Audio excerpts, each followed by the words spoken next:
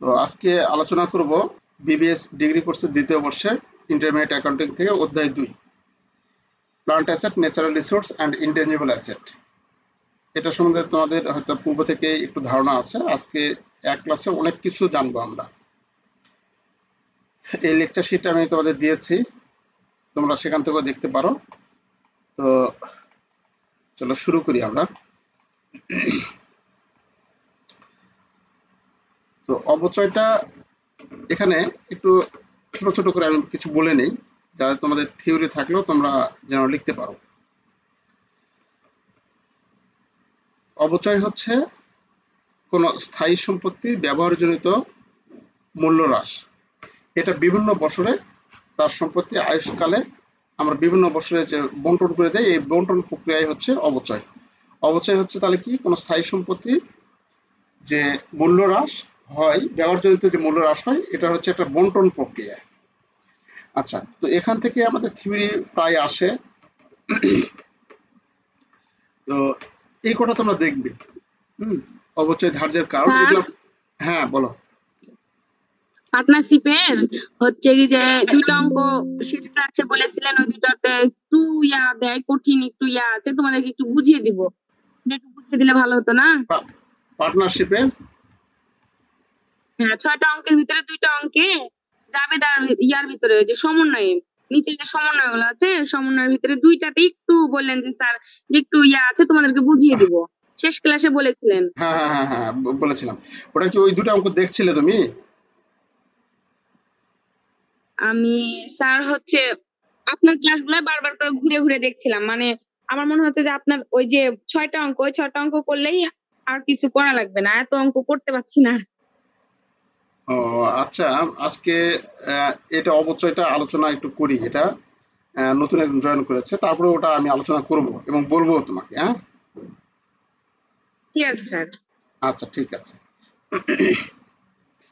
এসে তো শুধু হচ্ছে প্রথম অধ্যায়, 9 অধ্যায় আর 2 অধ্যায়ের যে মানে একটা তো নিয়ম আছে যে এই নিয়মেই করে যেতে হয় এই অঙ্কগুলা। হুম, এই অঙ্কগুলো তো একটা নিয়ম যে এভাবেই করে যেতে হবে, মানে সূত্র বলেন কিংবা নিয়ম বলেন, এভাবেই তো করে যেতে হয়। তা আমি আপনাকে একটু শোনাবো, আপনি সেটা আমার একটু শুনবেন। আচ্ছা, আচ্ছা, সব শেষে, ক্লাস শেষে। আচ্ছা, আচ্ছা, ঠিক আছে। আচ্ছা, ঠিক আছে স্যার। আচ্ছা, তো দেখো, এই অবচয় আজকে ক্লাস দেখলে মোটামুটি আশা করা যায় তোমাদের কোনো প্রশ্ন থাকবে না। তারপরে একটু মনোযোগের সহিত দেখো। তো এখানে আমাদের আচ্ছা, ঠিক আছে। থিওরি আসে, পার্ট বিতেও আসতে পারে, পার্ট সিতেও আসতে পারে, অর্থাৎ ক বিভাগ খ বিভাগ দুটাতে আসতে পারে। তো অবচয় ধার্যের কারণসমূহ এখানে অভ্যন্তরীণ কারণ এবং বাহ্যিক কারণ দেওয়া আছে, এগুলো একটু দেখে নিও, সহজ আছে।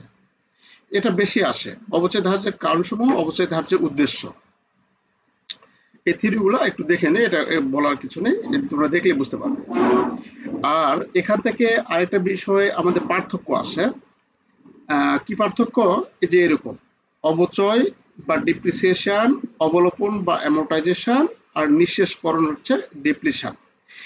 এটা পার্থক্য আছে, এটা তোমাদের বইয়ে দেওয়া আছে পার্থক্যটা। এই পার্থক্যটা দেখে নিও, আমি সংক্ষেপে বলছি। অবচয় হচ্ছে স্থায়ী সম্পত্তি। আমাদের যে সম্পদ আছে, সেই সম্পদগুলোকে আমরা যদি এখানে এই অধ্যায়ে ক্যাটাগরি অনুযায়ী আমরা ভাগ করি, তাহলে আমরা 3 ধরনের সম্পদ দেখতে পাবো। একটা হচ্ছে স্পর্শনীয় সম্পদ, একটা হচ্ছে স্পর্শনীয় সম্পদ, যেমন এখানে আসবাবপত্র, যন্ত্রপাতি, ভূমি, দালান কোঠা, এগুলো হচ্ছে স্পর্শনীয় সম্পদ, যেগুলো আমরা দৃশ্যমান, যেগুলো দেখতে পাই, ট্যানজিবল। এগুলোর ক্ষেত্রে যখন আমরা অবচয় ধার্য করব, তখন আমাদের অবচয় হিসাবই লিখতে হবে। তখন লিখতে হবে কি, অবচয় হিসাব। আর যখন আমাদের অস্পর্শনীয় সম্পদ, যেমন সুনাম, ট্রেডমার্ক, কপিরাইট, এই ধরনের যখন অস্পর্শনীয় সম্পদ থাকবে, সেগুলোর ক্ষেত্রে আমরা লিখি হচ্ছে অবলোপন। সুনাম, ট্রেডমার্ক, কপিরাইট, এগুলোর ক্ষেত্রে আমরা লিখি কি, অবলোপন। আর নিঃশেষকরণ হচ্ছে প্রাকৃতিক সম্পদের ক্ষেত্রে। এখানে আছে কয়লার খনি থেকে যখন কয়লা উত্তোলন করি, তেলের খনি থেকে তেল, গ্যাস ফিল্ড থেকে যখন গ্যাস উত্তোলন করি, সেই ক্ষেত্রে আমরা নিঃশেষকরণ লিখি। তাহলে অবচয় হচ্ছে স্থায়ী সম্পত্তির ক্ষেত্রে আমরা লিখি অবচয়। আর স্থায়ী সম্পত্তি বলতে স্পর্শনীয় সম্পদের ক্ষেত্রে। আর অস্পর্শনীয় সম্পদের ক্ষেত্রে লিখি অবলোপন। আর নিঃশেষকরণ লিখি হচ্ছে আমরা প্রাকৃতিক যে সম্পদগুলো আছে সেগুলোর ক্ষেত্রে। এগুলোর মধ্যে পার্থক্য প্রায় আসে। মানে গত বছর যদি না আসে তাহলে এই বছর আসার সম্ভাবনা আছে, এইরকম ইম্পর্টেন্ট প্রশ্ন এটা। আর অবচয় ধার্যের কারণ আর অবচয় ধার্যের উদ্দেশ্য, এই তিনটার মধ্যে সাধারণত থাকে। আর অবচয় কি, তো এই এই কটা পড়লে এখান থেকে কমন পাবে ইনশাল্লাহ। আচ্ছা, পরীক্ষায় আমাদের এখানে যে অঙ্ক করবো থিওরি আমরা, কমন পাবো ওই, হ্যাঁ থিওরি গুলো কমন পাবো এখান থেকে পড়লে। হ্যাঁ হ্যাঁ হ্যাঁ, এই কটা পড়লেই কমন পাবে। যে অবচয় ধার্যের কারণসমূহ, অবচয় ধার্যের উদ্দেশ্য, আর এই অবচয় অবলোকন ও নিঃশেষকরণের মধ্যে পার্থক্য, আর অবচয় কি, এই চারটা প্রশ্ন পুরো। এই চারটা প্রশ্নের মধ্যে আমি একটু ক্লিয়ার করে দেই। গত বছর এসেছিল কোনটা, তোমাদের কাছে সাজেশন আছে?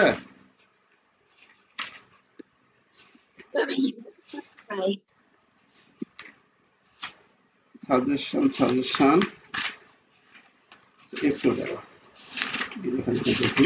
পাইছি, আরেকবার ছিল অবচয়, তারপরে প্রমলোপন ও নিষ্কাশনের শূন্যকরণের মধ্যে পার্থক্য দেখাও। হ্যাঁ হ্যাঁ হ্যাঁ, 2022 সালের অবচয়, ক্রমালোপন, নিঃশেষণ এবং শূন্যকরণের মধ্যে পার্থক্য দেখাও। আর স্পর্শনীয় সম্পদ, অস্পর্শনীয় সম্পদ, এটা তোমরা লিখতে পারবে। স্পর্শনীয় যেগুলো স্পর্শ করা যায় সেগুলো স্পর্শনীয় সম্পদ, চেয়ার টেবিল দারুণ কোটা আসবাবপত্র, এগুলো অস্পর্শনীয় সম্পদ, যেগুলো স্পর্শ করা যায় না। সুনাম, ট্রেডমার্ক, কপিরাইট, এই যে লেখা আছে নোটে, এই জিনিসগুলো একটু একটু মনে রাখো, তাহলে তোমার কাছে সহজ লাগবে। আর নিঃশেষকরণ হচ্ছে আমরা যখন কোনো প্রাকৃতিক সম্পদের যখন হিসাব রক্ষণ করি সেই ক্ষেত্রে আমরা নিঃশেষকরণ কথাটা লিখি। আচ্ছা, এখানে 2022 সালে মেবি আসেনি। অবচয় ধার্যের উদ্দেশ্য, অবচয় ধার্যের বিবেচ্য বিষয়সমূহ, বিবেচ্য বিষয়সমূহ এখানে দেওয়া হয় নাই। আর অবচয় ধার্যের দুইটি পদ্ধতির সংক্ষেপে আলোচনা করুন। এটা আমরা অঙ্কগুলো দেখলে তোমরা সহজে এগুলা করতে পারবে। আমরা অঙ্ক আলোচনা করি। তো দেখো,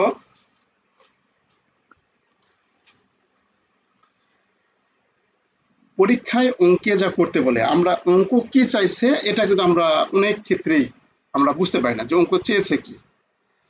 তো পরীক্ষায় অঙ্কে যা করতে বলে, এখানে বলা আছে prepare depreciation schedule, depreciation schedule তৈরি করতে বলছে।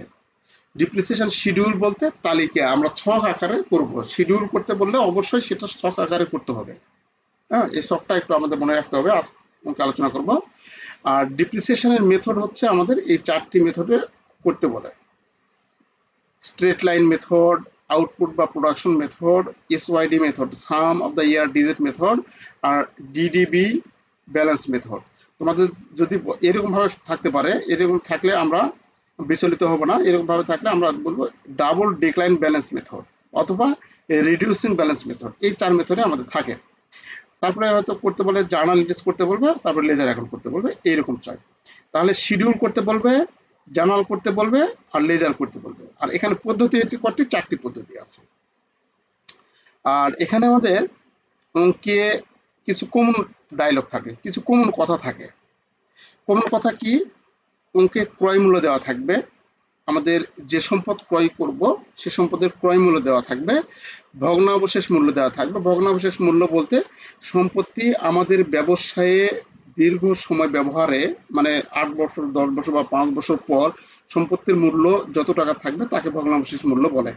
ধরো আজকে আমরা একটা এসি কিনেছি 50,000 টাকা দিয়ে, সেই এসি যদি আমরা 10 বছর বিক্রি করতে চাই সেটার মূল্য দাঁড়াচ্ছে 5,000 টাকা ধরো। তাহলে এই যে এই 10 বছর শেষে যে মূল্যটা তার নাম হচ্ছে ভগ্নাবশেষ মূল্য। আর সম্পত্তির আয়ুষ্কাল দেওয়া থাকবে, সম্পত্তি কত বছর চলবে এটা আয়ুষ্কাল দেওয়া থাকবে। এই তিনটা ইনফরমেশন তোমার থাকবে। এই তিনটা ইনফরমেশন আমাদের থাকবে। কি কি তাহলে থাকবে, সম্পত্তির ক্রয় মূল্য কত টাকাতে কিনছি সেটা দেওয়া থাকবে, সম্পত্তি কত বছর যাবে, কত বছর চলবে সেটা দেওয়া থাকবে, ওই বছর শেষে সম্পত্তির মূল্য কত থাকবে সেটা দেওয়া থাকবে। আচ্ছা, তো আমাদের এখানে তিনটা পদ্ধতির সূত্র সমূহ দেওয়া আছে, সূত্র নিয়ে ঘাবড়ানোর কোনো কারণ নেই, ইজি আছে, অনেক ইজি। তো প্রথমে আছে স্ট্রেট লাইন মেথড, সরলরৈখিক পদ্ধতি। সরলরৈখিক পদ্ধতি এর নাম দ্বারা আমরা বুঝতে পারি, সরল মানে কি, সহজ, সোজা, তাই না, এরকম সোজা। রৈখিক মানে রেখা, পদ্ধতি তো জানাই, সিস্টেম বা পদ্ধতি বা করার যে ধরন, সেটা হচ্ছে পদ্ধতি। তো সরলরৈখিক পদ্ধতিটা হচ্ছে কি, সোজা পদ্ধতি, সোজা রেখা।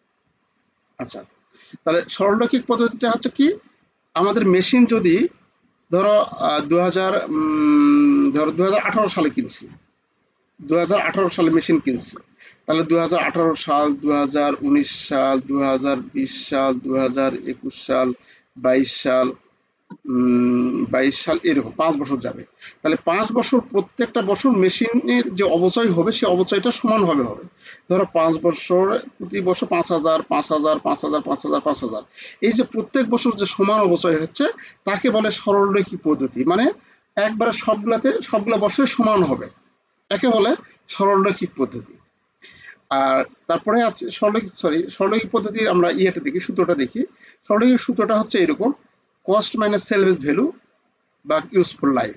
আমরা কস্ট থেকে আমরা যে মূল্যটা হবে থাকবে সেই মূল্য থেকে আমরা ভগ্নাবশেষ মূল্য বাদ দিব। অর্থাৎ আজকে যে মেশিন আমরা কিনলাম বা ইসি কিনলাম 50,000 টাকা দিয়ে, তাহলে 10 বছর চলার পর সেটার মূল্য হচ্ছে 5,000 টাকা, সে ভগ্নাবশেষ মূল্য এটাকে বলে। তাহলে এই যে কস্ট থেকে ভগ্নাবশেষ মূল্য বাদ দেওয়া, আর ইসির আয়ুষ্কাল কত বছর? 10 বছর ধরছি, তাহলে এই 10 দ্বারা ভাগ দিব। সেটা হচ্ছে কস্ট প্রাইস থেকে সেলভেজ ভ্যালু বাদ দেব আর ইউজফুল লাইফ দ্বারা ভাগ দিব। এটা হচ্ছে আমাদের সূত্র। আর হারও আমরা বের করতে পারি, রেটও বের করতে পারি। রেট কিভাবে বের করব? যে সবসময়ের জন্য এই সরলরৈখিক পদ্ধতিতে 100% ভাগ ইউজফুল লাইফ 10 বছর।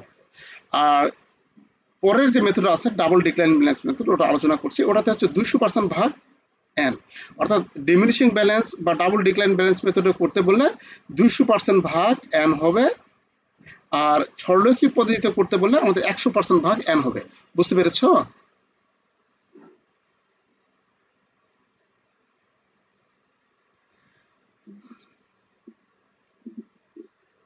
আচ্ছা, তাহলে এটা হচ্ছে সরলরৈখিক পদ্ধতিতে সবগুলো বছরে অবচয় সমান হবে, আর সূত্রটা হচ্ছে এইরকম। এখন তারপরে আছে আমাদের double decline balance method. Double decline balance, হ্যাঁ স্যার এখানে কস্ট কস্ট হচ্ছে যে স্যার হচ্ছে যে পণ্যটা আমরা কিনি, এই পণ্যটা যাবতীয় খরচ মিলেই তো কস্টটা হয় না, হ্যাঁ সম্পূর্ণগুলো আমি তো দিয়ে কস্টটা করব। যে সম্পদটা ক্রয় করবে সে সম্পদের সমস্ত খরচ, মানে অর্জন মূল্য। আর এই যে সার্ভিস ভ্যালুটা কি স্যার? সেলস ভ্যালু হয়তো যে তোমার আয়ুষ্কাল শেষে যেটা বিক্রি করব, যে মূল্যটা আমরা পাবো।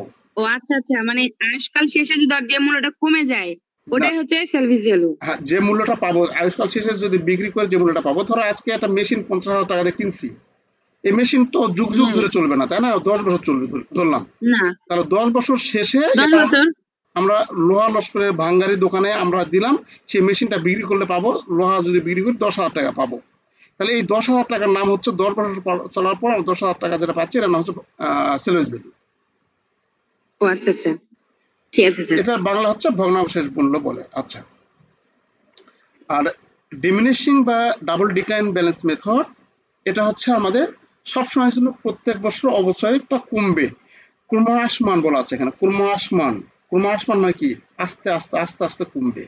প্রথম বছর যদি 10,000 টাকা অবচয় হয়, দ্বিতীয় বছর হবে 8,000 টাকা অবচয়, তারপরে হচ্ছে 7,000 টাকা অবচয়, এরকম ভাবে আস্তে আস্তে কমবে। মানে আগের বছর যে অবচয় হয়েছে তার থেকে কমবে, পরের বছর অবচয়টা কমবে। এই জন্য একে বলে ডিমিনিশিং ব্যালেন্স মেথড। আর ডাবল ডিক্লাইন ব্যালেন্স মেথডটা বলে, এটা সানের নজরটা হচ্ছে এরকম: স্ট্রেট লাইন মেথডের যে হার বাড়বে তার হচ্ছে ডাবল। মানে এখানে যদি আমাদের 10% বাড়ায়, এখানে যদি আমাদের 10% বাড়ায়, তাহলে এই ডাবল ডিক্লাইন ব্যালেন্স মেথডটা হচ্ছে 10% ভাগ গুণন 2 সমান সমান কত? 20%। এই জন্য একে বলে ডাবল ডিক্লাইন ব্যালেন্স মেথড। মানে সরলরৈখিক পদ্ধতির দ্বিগুণটাই হচ্ছে ডাবল ডিক্লাইন ব্যালেন্স মেথড।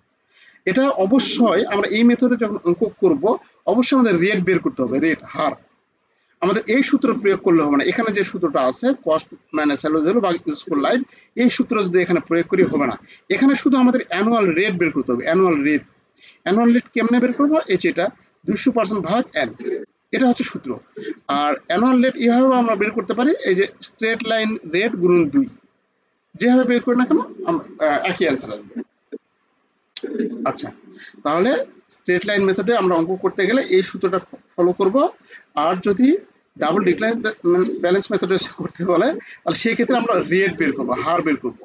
এই হারটা বের করার নিয়মটা হচ্ছে কি 200% ভাগ এন, শেষ। 200% ভাগ এন, আয়ুষ্কাল। এন দ্বারা বোঝায় আয়ুষ্কাল, আয়ুষ্কাল দ্বারা ভাগ দেবো। আচ্ছা, তারপরে মেথড তো স্যার হচ্ছে আপনি বললেন 4টে ইয়া দিয়ে করলেই হয়, হ্যাঁ একটা সরলরৈখিক আর এই যে একটা বলছেন যে ডাবল ডিক্লাইন ক্রমশমানী, হ্যাঁ আর ওই যে নিচে আরো 2টা আছে। হ্যাঁ হ্যাঁ তো স্যার সরলরৈখিক পদ্ধতিতে আমি যদি সরলরৈখিক পদ্ধতিতে করি তাহলে আমার ওই যে সূত্র দিয়েছেন উপরে, স্যার একটু উপরে যান। হুম, হ্যাঁ, সরলরৈখিক পদ্ধতি হচ্ছে কি যে অ্যানুয়াল ডিপ্রিসিয়েশন সমান cost minus salary useful life, আর ডেট অফ ডিপ্রিসিয়েশন সমান 100% ভাগ ইউজফুল লাইফ। হুম, তাহলে স্যার এখন এই যে কোমর আসমানিতে, এই কোমর আসমানি পদ্ধতিতে হ্যাঁ অ্যানুয়াল ডিপ্রিসিয়েশন রেট আমাকে ওটাই ধরতে হবে 200% নিচে এন, এটাই ধরা লাগবে স্যার। এটাই ধরতে হবে হ্যাঁ এটা একটা পদ্ধতি আমার নাকি স্যার? হ্যাঁ এটা হ্যাঁ আমার একটা পদ্ধতি। হুম ও, এখানে কি স্যার হচ্ছে এই যে এখানে কোমর আসমানি আর ওই দৈত্য আসমানি এই দুইটা কি দুই পদ্ধতি নাকি?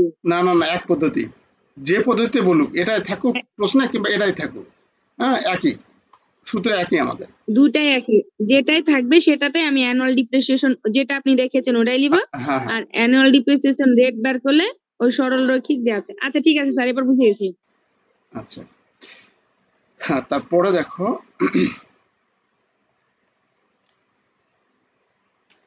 তারপরে আছে 3 number, units of production public output, উৎপাদন একক পদ্ধতি। এটা বিষয়টা হচ্ছে এরকম, এর আগে আমরা নির্ণয় করলাম যে মেশিনের আয়ুষ্কালের উপর ভিত্তি করে, এখন মেশিনের আয়ুষ্কালের উপর না, মেশিন তার আয়ুষ্কালে কত দ্রব্য উৎপাদন করবে। ধরো আমরা একটা মেশিন ক্রয় করে নিয়ে আসছি, একটা মেশিন এটা ক্রয় করে নিলাম, এই মেশিন দ্বারা আমরা কলম উৎপাদন করব। প্রত্যেক বছর এটা দেখা যাচ্ছে যে 20,000 পিস উৎপাদন করে, তারপরে বছর 25 করবে, তারপরে বছর 30,000 করবে, এরকম ভাবে পরের বছর আরো কমতে থাকবে। এরকম ভাবে উৎপাদন যতগুলা করবে সেই উৎপাদনের সমষ্টিগুলো যোগ করে ভাগ করতে হবে।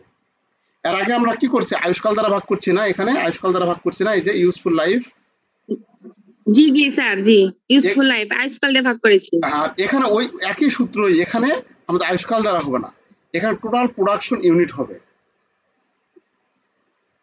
একই সূত্রই কস্ট মাইনাস সেলভেজ ভ্যালু বা টোটাল প্রোডাকশন ইউনিট। আচ্ছা অঙ্কে আমরা এটা আরো বিস্তারিত আলোচনা করব, দেখুন এখন হয়তো একটু ইয়ে লাগবে। আর sum of the year digit মেথডে এখানে যেমন টোটাল আউটপুট ধরে এরকম, আউটপুটটা কিরকম এখানে যে প্রোডাকশন বা আউটপুটটা হয় এরকম, আমরা কোনো একটা মেশিন ক্রয় করলাম, প্রথম বছরে ধরো অল্প করে ধরি, কোনো কলম উৎপাদন করলাম 10,000 পিস, দ্বিতীয় বছর উৎপাদন করলাম 15,000 পিস, তৃতীয় বছর উৎপাদন করলাম 20,000 পিস, চতুর্থ বছর উৎপাদন করলাম ধরো আবার 15,000 পিস, মানে কমতে থাকবে মেশিনের বয়স, তারপরে 10,000 পিস, এরকম ভাবে 5টা বছর উৎপাদন করলাম, তাহলে আমাদের মোট কত হলো, এটা যোগ করলে কত হবে, 20, 30, 40, 40, 40, 40, 50, 60, 50, 60, 70, 70,000 ইউনিট উৎপাদন করলাম। এটাকে টোটাল প্রোডাকশন 70,000 দ্বারা ভাগ করব। এই এটা হচ্ছে আমাদের কাছে উৎপাদন একক পদ্ধতি, মানে আমরা উৎপাদন দ্বারা এখানে আমরা অবচয়টা নির্ণয় করব। আর তারপরে আছে sum of the year digit method. Sum of the year digit মেথডটা কি, বর্ষ সংখ্যার যোগফল সমষ্টি, sum of the year digit method. এখানে আমরা যতগুলো বছর, একটা মেশিন যদি 5 বছর চলে, তাহলে একটা মেশিন যদি 5 বছর চলে, তাহলে 5 বছরে সংখ্যার যোগফল, এখানে বর্ষ সংখ্যা, বর্ষ মানে কি, যে বছর চলে সেটা সংখ্যা, মানে 5 বছর চলে যদি, তাহলে 5+3+2+5+4 লিখি, 5 স্যার 5+4 হতো না? 4, হ্যাঁ 4+3+2+1, তাহলে সবগুলা আমরা এই যে বর্ষর সংখ্যা, এই সংখ্যাগুলো যোগ করবো, 5 আর 9 3 12, 12 3 15, তাহলে এই 15 দ্বারা এখন ভাগ করবো আমরা। এই একই মেথডে এখানে যেমন টোটাল প্রোডাকশন দ্বারা ভাগ করেছিলাম, এইরকম আমরা এখন 15 দ্বারা ভাগ করবো, এই জন্য এর নাম হচ্ছে বর্ষ সংখ্যা সমষ্টি পদ্ধতি। বুঝতে পেরেছ? এখানে এই একই সূত্র, যে এই 15 যেটা আছে, এই 15 দ্বারা এখানে 15 দ্বারা ভাগ করবো, যে কস্ট মানে সেলস ভ্যালু বা সাম অফ দ্য ইয়ার ডিজিট, মানে total some of the year digit. Sir এগুলো তো মুখস্থ করে নিতে হবে না সূত্রগুলা? হ্যাঁ হ্যাঁ এটা মুখস্থ মুখস্থ, করে নিলে আমার মনে হয় আরো বেশি সহজ। হ্যাঁ এটা একবার মুখস্থ করতে হবে। আচ্ছা আচ্ছা ঠিক আছে। তাহলে মোটামুটি তোমরা এই 4টা মেথড সম্বন্ধে তোমরা একটু হালকা হয়ে বুঝলে, আমরা অঙ্কতে যাই আরো ভালো ক্লিয়ার বুঝতে পারবে। এখানে উদাহরণ দেওয়া আছে তোমাদের বোঝানোর জন্য। আর এই অধ্যায়ে প্রয়োজনীয় জার্নাল বা আমাদের জাবেদা দাখিলা দিব। তো এই অধ্যায়ের প্রয়োজনীয় জাবেদা দাখিলা হচ্ছে যে বছর সম্পদ ক্রয় করবে সেই বছর ওই ক্রয়ের জন্য একটা জাবেদা দিতে হয়। তাছাড়া প্রত্যেক বছর 2টা করে এন্ট্রি হবে, 2টা করে জাবেদা হবে। ধরো এরকম এখানে দেখো এই 2টা জাবেদা ডিপ্রিসিয়েশনের জন্য আমাদের 2টা জাবেদা ফিক্সড। এই আর যে বছর কোনো সম্পদ ক্রয় করবে, যদি কোনো সম্পদ ক্রয় করে, এই যে for fixed asset purchase, fixed asset debit, cash, bank বা অ্যাকাউন্টস পেয়েবল ক্রেডিট, নগদে বা ব্যাংকে বা অ্যাকাউন্টস বাকি হলে অ্যাকাউন্টস পেয়েবল ক্রেডিট। তাহলে এটা হচ্ছে আমাদের জাবেদা, প্রথম ফিক্সড জাবেদা, এটা কোনো পরিবর্তন নাই। এখানে জাবেদাগুলো আসবে কোনো পরিবর্তন নাই, শুধু টাকার পরিবর্তন হবে, এটা মনে রাখবো। যদি আমরা কোনো মেশিন ক্রয় করলাম, তাহলে এখানে লিখবো মেশিন ডেবিট, এই নাম লেখা আছে না, এখানে লিখবো কি মেশিন ডেবিট, আর এই যে ক্যাশ ক্রেডিট, কত টাকা এত, মেশিন 1 লক্ষ টাকা দিয়ে ক্রয় করি, তাহলে 1 লক্ষ টাকা 1 লক্ষ টাকা এই। তারপরে আমাদের অবচয় এন্ট্রি দিতে হবে কি ডিপ্রিসিয়েশন চার্জের জন্য, ডিপ্রিসিয়েশন ধার্যের জন্য, depreciation expense debit, accumulated depreciation, machine credit, এখানে অ্যাসেটের নাম লিখতে হবে, অ্যাকুমুলেটেড ডিপ্রিসিয়েশন টার্ম দিয়ে অ্যাসেটের নাম লিখতে হবে মেশিন। তারপরে এই ডিপ্রিসিয়েশনটাই আমরা হিসাবটা বন্ধ করে দিব বা ইনকাম স্টেটমেন্টে ট্রান্সফার করব। ডিপ্রিসিয়েশন যেটা ডেবিট হয়েছিল সেটাকে এখন করতে হবে ক্রেডিট, ডিপ্রিসিয়েশন এক্সপেন্স ক্রেডিট আর ইনকাম স্টেটমেন্ট ডেবিট। এটা একেবারে ফিক্সড, এখানে কোনো নড়চড় করা যাবে না, একবারে এটাই হবে আমাদের জাবেদা, শুধু টাকার পরিমাণ আমাদের চেঞ্জ হয়ে যাবে। তাহলে আমরা বুঝলাম যে ডিপ্রিসিয়েশনের জন্য জাবেদা হচ্ছে 2টি জাবেদা দিতে হবে, প্রত্যেক বছর 2টি জাবেদা, মানে যত বছর মেশিন চলবে, যত বছর পর্যন্ত অঙ্ক করতে বলবে এই 2টি জাবেদা হবেই। আর মেশিন ক্রয় করলে এটা এই জাবেদা ফিক্সড। আচ্ছা, তারপরে বলা আছে আমাদের, তাহলে এখন বলো তো কোনো মেশিনের আয়ুষ্কাল যদি 5 বছর থাকে, তাহলে জাবেদা কয়টি হবে বলো তো?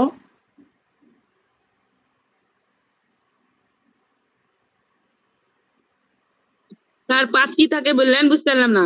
কোনো মেশিন ক্রয় করলাম আমরা, এটা মেশিনটা চলবে 5 বছর পর্যন্ত, তাহলে এর জাবেদার সংখ্যা কয়টি হবে যদি 5 বছর পর্যন্ত করতে বলে? ও তাহলে স্যার তাহলে কি হবে জাবেদা? হ্যাঁ, আরে আরে আইসকালের আবার জাবেদা আবার কি হবে? প্রত্যেক না জাবেদা কি হবে, জাবেদা লাগছে কয়টি না হবে, স্যার। জাবেদা কয়টি হবে?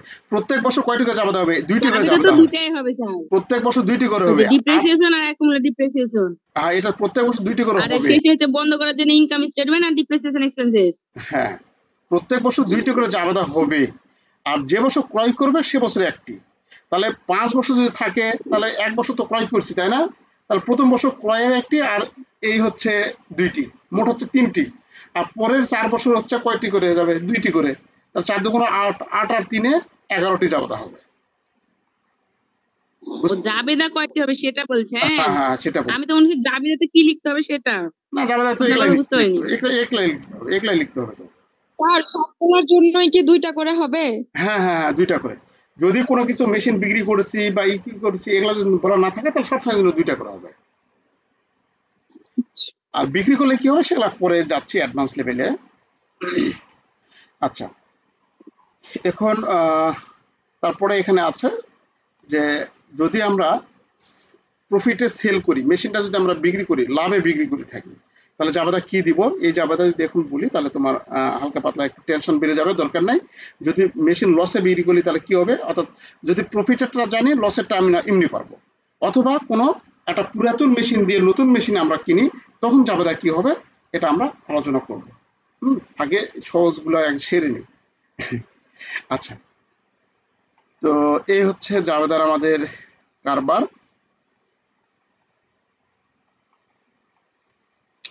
আর লেজার বা খতিয়ান তো কি করতে হয় জানাই আছে আমাদের, খতিয়ানের ঘর হবে 7টি, এভাবে আমরা দেখাবো।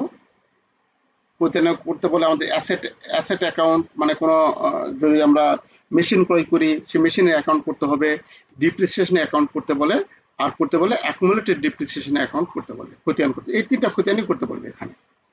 আচ্ছা, এখানে তোমাদের সাজেশন দেওয়া আছে, দেখে নিও। আচ্ছা, আমরা আর একটু খতিয়ানগুলো দেখে দিন। জি বাবা, খতিয়ান, জি খতিয়ানটা একটু দেখিয়ে দিন। না খতিয়ান তো করবোই আমরা, আমরা হাতে কলমে অঙ্ক করবো এখানে। আচ্ছা, এখন খেয়াল করো, একটা অঙ্ক আমরা দেখি। কোনটা দেখবো? স্যার খতিয়ান আর হচ্ছে কি যে জার্নাল এন্ট্রিজ আছে ওটা করেন, বড় দেখে একটা অঙ্ক করেন, একটা অঙ্কতে জানি সব বুঝতে পারি। না ঠিক আছে, আমরা এই একটা অঙ্ক, সহজ একটা অঙ্ক করি আগে। 2 নম্বর অঙ্কটা করি। এটা 21 সালে এসেছিল না? হ্যাঁ, এই 2 নম্বর অঙ্কটাই করি আমরা। এই একটা অঙ্ক করলে তোমরা অনেক কিছু বুঝতে পারবে।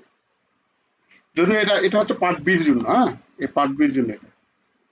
আচ্ছা, তো এখানে আমাদের বলা আছে 2 নম্বর অঙ্ক, দেখো। তোমরা অ্যান্সার করবে, আমি প্রশ্ন করলে অ্যান্সার করবে। যদি না করতে পারো তাহলে আমি সেটা বলবো, সমস্যা নেই, কিন্তু বলবে। বলা আছে Jamuna company purchases, Jamuna company ক্রয় করছে এ ডেলিভারি ভেহিকল, ভেহিকল মানে কি পরিবহন, হ্যাঁ, ডেলিভারি ভেহিকল একটা পরিবহন ক্রয় করছে কত, একটা ক্যাশ প্রাইস অফ টাকা 4 লক্ষ, 4 লক্ষ টাকাতে ক্রয় করছে একটা ভেহিকল। আচ্ছা, একটা পরিবহন ক্রয় করছে, তাহলে ডেলিভারি ভেহিকল যদি ক্রয় করে থাকে কত টাকাতে ক্রয় করছে, 4 লক্ষ টাকাতে ক্যাশে ক্রয় করছে, নগদে। আচ্ছা, related expenditure consist of, related expenditure, related মানে সম্পর্কিত, এক্সপেন্ডিচার মানে খরচ, কনসিস্ট অফ কার সাথে সম্পর্কিত, এই যে ক্রয় করেছি ক্রয়ের সাথে সম্পর্কিত, মেশিনটা যে ক্রয় করলাম 4 লক্ষ টাকাতে, এর সাথে রিলেটেড সম্পর্কিত খরচগুলো হলো সেলস ট্যাক্স, মানে কি বিক্রয় কর কত টাকা, 20,000 টাকা। মানে যে কোম্পানি আমাদের কাছে মেশিনটা বিক্রি করছে, মানে ডেলিভারি ভেহিকলটা বিক্রি করছে, সেটার বাবদ বিক্রয় কর নিচ্ছে কত, 20,000 টাকা দিতে হয়েছে আমাদের। পেইন্টিং টাকা 7,500, আমরা সেটার উপর রংচং করে নিচ্ছি, আমাদের কোম্পানির নাম লিখে নিচ্ছি, এই জন্য আমাদের 7,500 টাকা ব্যয় হয়েছে। তারপরে বলছে 3 ইয়ার অ্যাক্সিডেন্টাল ইন্স্যুরেন্স পলিসি কত, 9,000। 3 বছরের জন্য আমরা অ্যাক্সিডেন্টাল ইন্স্যুরেন্স পলিসি দিয়েছি 9,000 টাকা। আচ্ছা, তাহলে আমরা ক্রয় করলাম কত, 4 লক্ষ টাকা দিয়ে। আর এই 4 লক্ষ টাকা দিয়ে যখন আমরা ভেহিকল ক্রয় করলাম, যানবাহন যখন ক্রয় করলাম, এর জন্য আমাদের আরো কিছু খরচ দিতে হয়েছে, কি ট্যাক্স দিতে হয়েছে, বিক্রয় কর দিতে হয়েছে 20,000, পেইন্টিং সেটা রংচং করে নিচ্ছি 7,500। আর 3 বছরের জন্য আমরা অ্যাক্সিডেন্টাল ইন্স্যুরেন্স পলিসি, বিমা দুর্ঘটনা ব্যয় আমরা দিছি, দুর্ঘটনাজনিত বিমা ব্যয় দিচ্ছি কত টাকা, আমরা 9,000 টাকা ব্যয় করছি, 9,000। তাই না? তাহলে এখানে আমাদের জি। একটু একটু মনে রাখতে হবে, এখানে একটু মনে রাখতে হবে আমাদের, যে কোনো সম্পদ যদি ক্রয় করি তাহলে সেই সম্পদের সাথে যে খরচগুলো হবে, সেই খরচগুলো, অর্থাৎ যে খরচগুলো একবারই হবে, যেটাকে বলে মূলধন জাতীয় ব্যয়, যে খরচগুলো একবারই হবে সেই খরচগুলো যোগ করতে হয়। মূলধন জাতীয় ব্যয়টা একটু বলে নিই তোমাদের, যে মূলধন জাতীয় ব্যয় হচ্ছে আমাদের যে ব্যয়গুলো সাধারণত আমাদের বারবার ঘটে না, হ্যাঁ, বারবার ঘটে না। আমাদের কোনো স্থায়ী সম্পদ বা দীর্ঘমেয়াদী কোনো ব্যয়ের সাথে যে ধরনের ব্যয়গুলো ঘটে যায়, সেটা হচ্ছে আমাদের দীর্ঘমেয়াদী ব্যয়। আর সরি, মূলধন জাতীয় ব্যয়। আর মুনাফা জাতীয় ব্যয়টা হচ্ছে যে ব্যয়গুলো বারবার ঘটে, যেমন কর্মচারীদের দোকানে বেতন দেওয়া। তোমরা খুব খেয়াল করে দেখো, কর্মচারীদের দোকানের বেতন দিলাম, ইলেকট্রিসিটি বিল দিলাম, এটা তো প্রত্যেক মাসে মাসে দিতে হবে, তাই না? তার মধ্যে আমরা ময়লা জি। বিল দিলাম, এগুলো তো প্রত্যেক মাসে মাসে দিতে হচ্ছে না? এই জন্য একে বলে, এগুলো হচ্ছে মুনাফা জাতীয় ব্যয়। মানে এই ব্যয়গুলো করে আমরা তাৎক্ষণিকভাবে আমরা মুনাফা অর্জন করি। যে ব্যয়গুলো বারবার ঘটে, মানে বেতন কি একবার দিলে আর দিতে হবে না, পরের মাসে আবার দিতে হবে, তাই না? ইলেকট্রিসিটি ব্যয় একবার দিলে পরের মাসে আবার দিতে হবে। অর্থাৎ যে ব্যয়গুলো বারবার দিতে হয় তাকে বলে হচ্ছে কি, মুনাফা জাতীয় ব্যয়। এই মুনাফা জাতীয় ব্যয়গুলো এর সঙ্গে যোগ হবে না, এর সঙ্গে যোগ হবে না, এর সঙ্গে কিছু হবে না।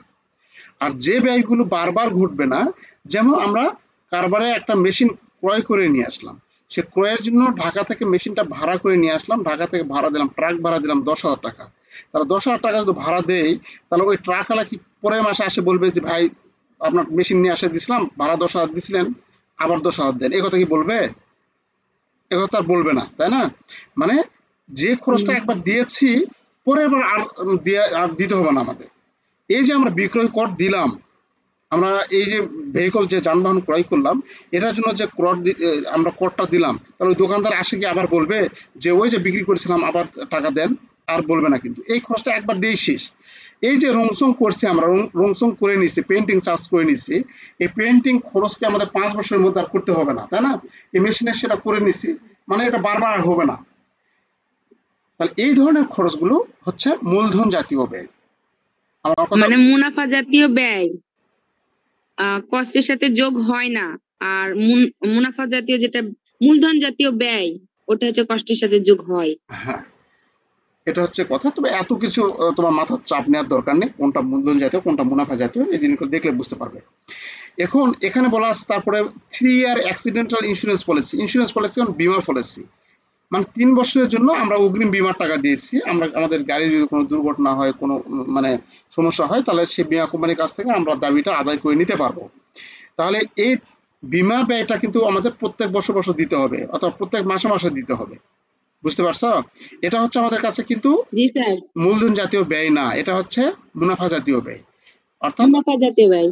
হ্যাঁ, আমাদের লাইসেন্স রিনিউ করা কিংবা আমাদের এই যে অ্যাক্সিডেন্টাল ইন্স্যুরেন্স পলিসি, ইন্স্যুরেন্স থাকলে এই ব্যয়গুলো আমাদের এর সাথে যোগ হবে না, মেশিনের সাথে যোগ হবে না। তাহলে মেশিনের সাথে যোগ হবে কোনটা? এই 20,000 টাকা যোগ হবে, আর এই 7,500 টাকা যোগ হবে এই 4 লক্ষের সাথে। তোমরা বুঝতে পেরেছ? জি স্যার, বুঝতে পেরেছি। আচ্ছা, থ্যাংক ইউ। তাহলে এখানে আমাদের স্যার এবার আমার সাথে এও পরীক্ষা দিবে নাকি হ্যাঁ পরশুদিন? হ্যাঁ তোমার সাথেই দিবে। আচ্ছা, তারপরে দেখো, it is estimated that the scrap value at the end of life will be টাকা 20,000. It is estimated that এর নির্ধারণ হলো যে স্ক্র্যাপ ভ্যালু মানে কি? ভগ্নাবশেষ মূল্য। রেসিডুয়াল ভ্যালু মানে ভগ্নাবশেষ মূল্য, এরকম বলা থাকতে পারে, বা রিসেল ভ্যালু যদি এখানে বলা থাকতে পারে, ওই একই ভগ্নাবশেষ মূল্য। ঠিক আছে? এই ভগ্নাবশেষ মূল্য কত টাকা হবে at the end of the life, মানে তার আয়ুষ্কাল শেষে তার ভগ্নাবশেষ মূল্য হইবে টাকা কত? 20,000 টাকা। তাহলে কত বছর আমাদের মেশিন চলবে এখানে বলা আছে? বলা নাই, তাই না? না স্যার। বলা নাই, সমস্যা নেই, বলা নাই। আমাদের এখানে কাজ কি করতে বলছে সেটা দেখি। আচ্ছা, বলা আছে ডিটারমাইন কস্ট অফ ভেহিকল। আমাদের কস্ট অফ ভেহিকল নির্ণয় করতে, মানে মেশিনের ব্যয়টা কত হয়েছে, মোট ব্যয়টা কত হয়েছে সেটা ব্যয় বের করতে হবে। আর also determine depreciable cost of vehicle. Cost of vehicle. হ্যাঁ, এটা আমাদের করতে হবে একটু।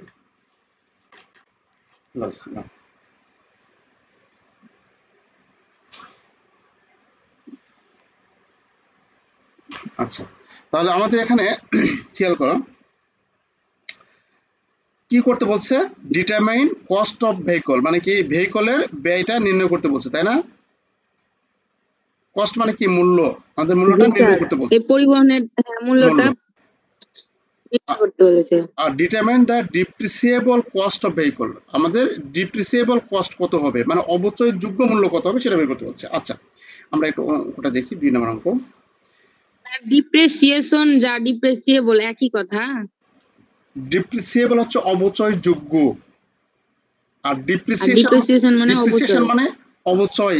একটি সালে কত টাকা অবচয় হইলো, আর একটা মোট সালে কত টাকা হইলো সেটার নাম হচ্ছে ডিপ্রিসিয়েবল। আচ্ছা, দেখো এখানে আমাদের 2 নম্বরে বলা আছে, আমরা এখানে লিখবো টোটাল কস্ট। এটা বিভিন্ন ভাবে করা যায়। Cost of vehicle, calculation of cost of vehicle, cost of vehicle,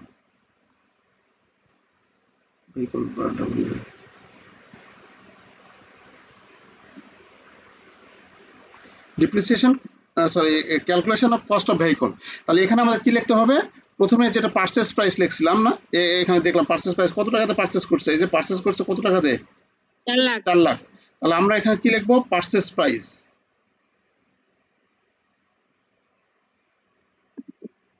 purchase price কত টাকা?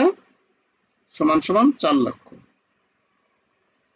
যোগ এর সঙ্গে আমরা এখানে লিখবো সেলস ট্যাক্স। এই সেলস ট্যাক্স আছে, সেলস ট্যাক্স লিখবো এখানে, সেলস ট্যাক্স। 20,000 টাকা। 20,000 টাকা। তারপরে যোগ করব কি? আর পেন্টিং স্যার,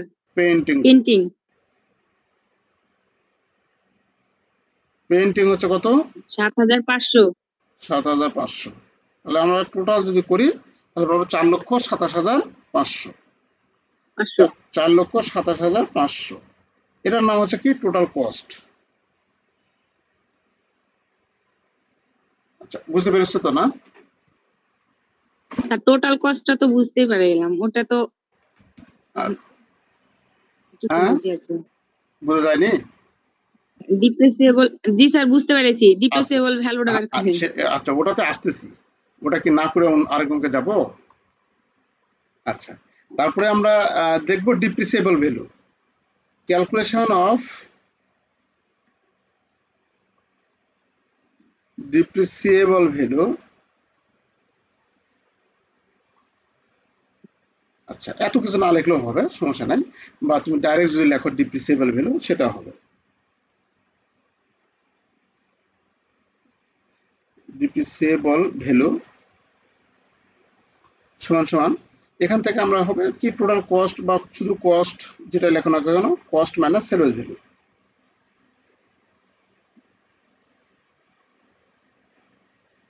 ভ্যালু কস্ট কত হয়েছে? এই যে 4,27,500 না? জি। সেলস ভ্যালু কত আছে? তার আজকাল শেষে বিক্রি করে কত টাকা পাবো? 20,000। 20,000 পাবো না? তাহলে এই সেলস ভ্যালুটা আমরা বাদ জি দিই। তাহলে আমরা 4,27,500 টাকা ব্যয় করেছি, আর এটা মেশিন তার আয়ুষ্কালে ব্যবহার করার পর সর্বশেষে পাবো 20,000। তাহলে আমাদের তার মেশিন চালানোর ফলে মানে তার আয়ুষ্কালের মধ্যে আমাদের এত টাকা ব্যয় হয়ে যাচ্ছে, 4,07,500 টাকা, তাই না? এটা হচ্ছে ডিপ্রিসিয়েবল ভ্যালু। এই, স্যার এটা একটু আবার বুঝাই দেন। হ্যাঁ বাবা, এটা এটা হ্যাঁ হ্যাঁ, একটু আবার বুঝাই দেন। আচ্ছা, ডিপ্রিসিয়েবল ভ্যালু ভ্যালু মানে হচ্ছে যে অবচয়যোগ্য মূল্য, মানে কত টাকা অবচয় হবে এই মূল্যটা বের করতে হবে তার লাইফে। তাহলে মেশিন আমরা কিনলাম কত টাকা দিয়ে? এই যে 4,27,500 টাকা আমাদের ব্যয় হলো, টোটাল ব্যয়, তাই না? এই 4,27,500 টাকা ব্যয় হয়েছে, কিন্তু এই মেশিনটা আমাদের চালানোর ফলে আমরা যখন তার আয়ুষ্কাল শেষে যখন বিক্রি করবো কত টাকা পাবো? 20,000। তাহলে 4,27,500 টাকা খরচ হলো, আর আমরা উদ্ধার করতে পারলাম, ওই মেশিনটা বিক্রি করে উদ্ধার করতে পারলাম 20,000। তাহলে বাদ বাকি টাকাটা কি নাই হয়ে গেল, তাই না? এত টাকা নাই হয়ে গেল, 4,27,500। তাহলে এই টাকাটার নাম হচ্ছে ডিপ্রিসিয়েবল ভ্যালু।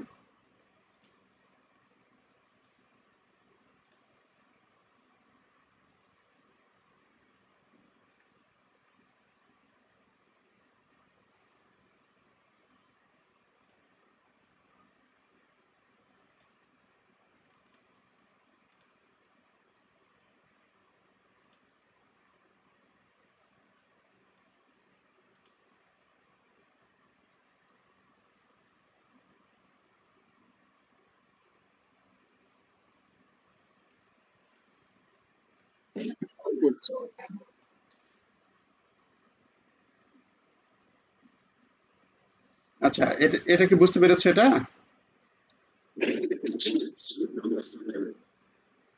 এটা কি বুঝতে পেরেছো বাবা? জি স্যার, বুঝতে পেরেছি এখন।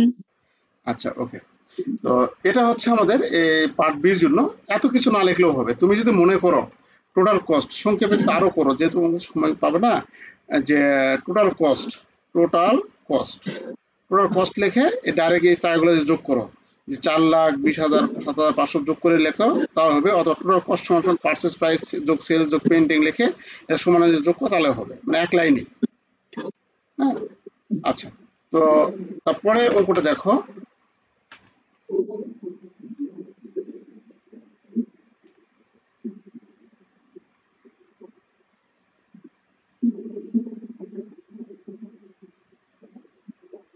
আচ্ছা, এই এই অঙ্কটা দেখো, এই অঙ্কটা আমরা একটু চেষ্টা করি, সহজ আছে। ব্লু মুন কোম্পানি পারচেসড এ ডেলিভারি ট্রাক এট আ ক্যাশ প্রাইস টাকা 2 লক্ষ।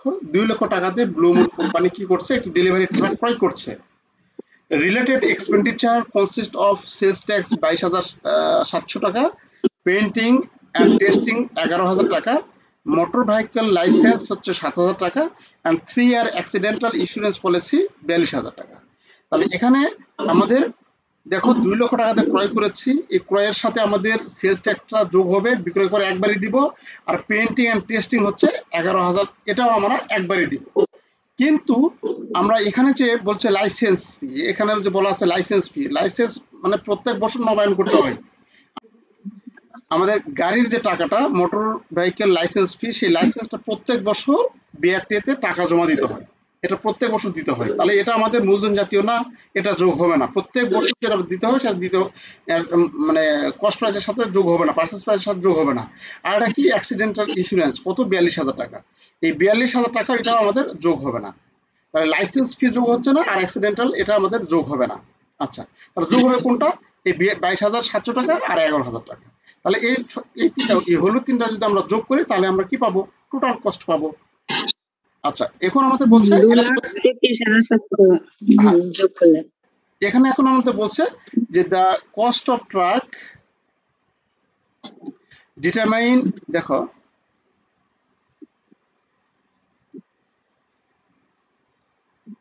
Determine the cost of truck and show the journal entries, এবং মানে ট্রাকের কস্ট প্রাইসটা কত হবে এবং জার্নাল এন্ট্রিজটা আমাদের দেখাতে বলছে। আচ্ছা দেখো, ট্রাকের তো কস্ট প্রাইস তোমরা বের করতে পারবে, তাই না? তাহলে কস্ট জি প্রাইস, জি স্যার। স্যার। হ্যাঁ, এটা অঙ্ক নাম্বার হচ্ছে 4। তাহলে 4 নাম্বার অঙ্ক আমরা লিখব total cost. Total cost of truck, total cost of truck হচ্ছে আমাদের কত হচ্ছে? 2,22,700 আর 11,000। 2 লক্ষ যোগ 22,700 যোগ 11,000 কত হলো? 2,33,700। হ্যাঁ, 2,33,700, তাই না এটা? আচ্ছা, এখন আমাদের জাবেদা দিতে বলছে। তা জাবেদা দিব কি হবে? আমরা জাবেদা করতে আগাবো যথারীতি।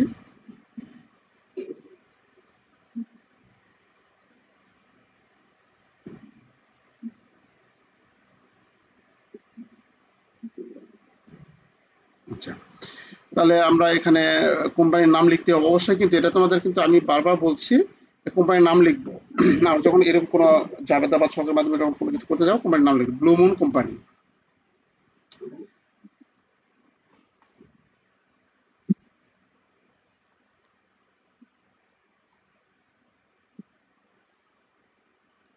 কোম্পানি জার্নাল এন্ট্রিজ,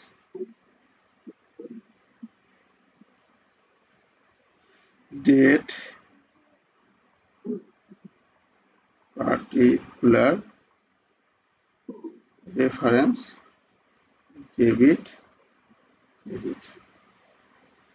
ওকে।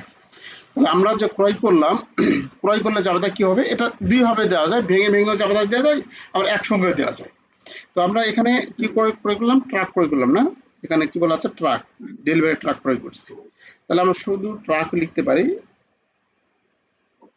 Truck debit. আর যে খরচগুলো আমরা ট্রাকের সাথে যোগ হয়নি, কোনটা? এই যে লাইসেন্স ফি, আর হচ্ছে এই যে ইন্স্যুরেন্স পলিসি, হ্যাঁ, ইন্স্যুরেন্স পলিসি, 3 ইয়ার ইন্স্যুরেন্স পলিসি, এটা আমাদের যোগ হয়নি ট্রাকের সাথে, বা 3 বছরের বীমা খরচ দিচ্ছি। তাহলে এইটা লিখতে হবে।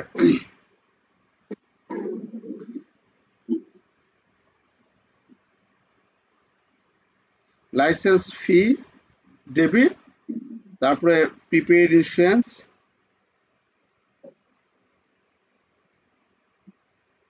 Debit, cash credit. তাহলে ট্রাকের মূল্য কত হলো? এই যে ট্রাকের মূল্য নির্ণয় করলাম 2,33,700, আর যে মূল্যগুলো ওর সাথে যোগ হয়নি আমাদের, কত কত? 7,000 আর হচ্ছে 42,000। তাহলে এই 7,000 এখানে লিখবো, আর প্রিপেড দিছি 42,000 এখানে লিখবো। ক্যাশ আমাদের কত চলে গেছে? তাহলে স্যার, জি, 2,33,700। এই যে লাইসেন্স আর প্রিপেয়ার ইন্স্যুরেন্স, এই দুইটা হচ্ছে মানে সম্পদ হিসেবে ধরছি আমরা এখানে নাকি? হ্যাঁ, না, 2,82,700। আচ্ছা, এখন বলতে পারবো কি হয়েছে? স্যার, ওই যে ইন্স্যুরেন্স আর লাইসেন্স, যেটা ওই দুইটাই হচ্ছে আমরা কি সম্পদ হিসেবে ধরলাম এখানে? না, ব্যয় হিসাবে ধরছি, ব্যয়। আর একটা সম্পদ হিসেবে, প্রিপেড ইন্স্যুরেন্সটা সম্পদ হিসেবে ধরছি। এটা আবার দুই ভাবে দেওয়া যায়, দেখো। আমরা যেহেতু ট্রাক ক্রয় করেছি, ট্রাকের জন্য চাঁদা হবে ট্রাক ডেবিট, আর ট্রাক ক্যাশ ক্রেডিট। ডেবিট আর ক্যাশ ক্রেডিট। কত টাকা? 2,33,700। এটা 2,33,700 ঝামেলা করছে। আচ্ছা, এটা গেল।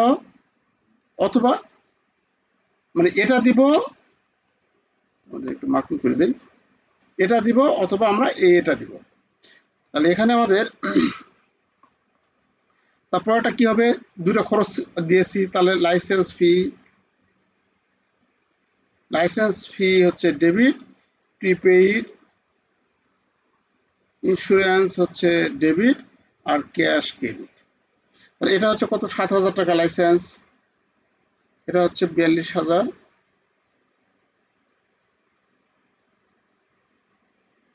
আর দুটা মিলে হচ্ছে কত? 49,000।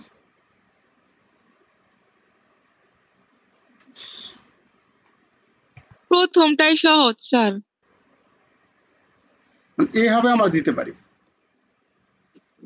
মানে তুমি ভেঙে ভেঙে দিতে পারো, এরকম ভাবে দিতে পারি, তুমি ভেঙে ভেঙে দিতে পারো, একসঙ্গে দিতে পারো। বুঝতে পেরেছ?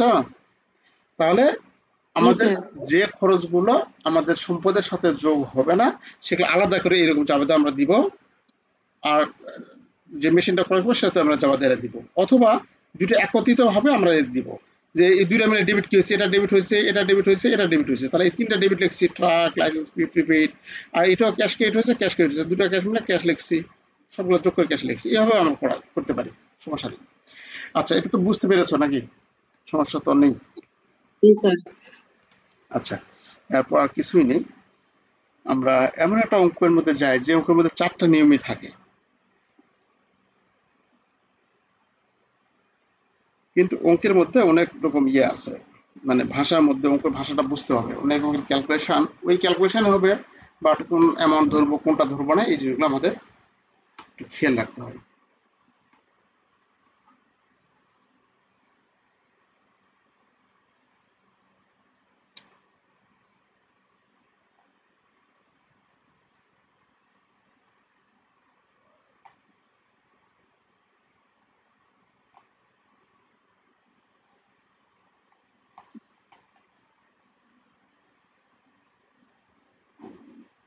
আচ্ছা, এই অঙ্কটা করি আমরা। এই অঙ্কটা আমাদের সবগুলো আছে।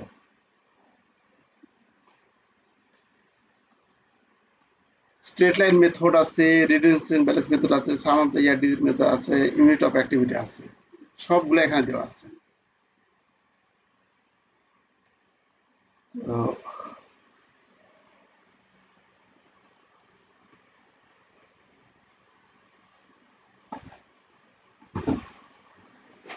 এই অঙ্কটা দেখলে আমরা মোটামুটি সবগুলা মেথড সম্বন্ধে আমরা আইডিয়া পাবো। তারপরে পরের অঙ্কগুলো আমরা দেখবো, দেখলে আমাদের কাছে ইজি লাগবে।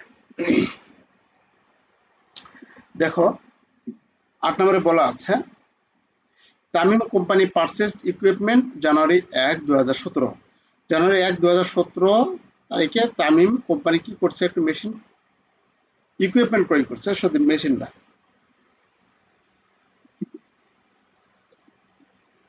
ইকুইপমেন্ট যন্ত্রপাতি ক্রয় করেছে। কত টাকা? 1,60,000 টাকাতে। The equipment is expected to have a useful life of 4 years with residual value 8,000 টাকা। আচ্ছা, এই ইকুইপমেন্টের আয়ুষ্কাল হচ্ছে কত বছর যাবে আমাদের? এই ইকুইপমেন্টের আয়ুষ্কাল হচ্ছে কত? ইউজফুল লাইফ 4 ইয়ার্স, মানে 4 বছর,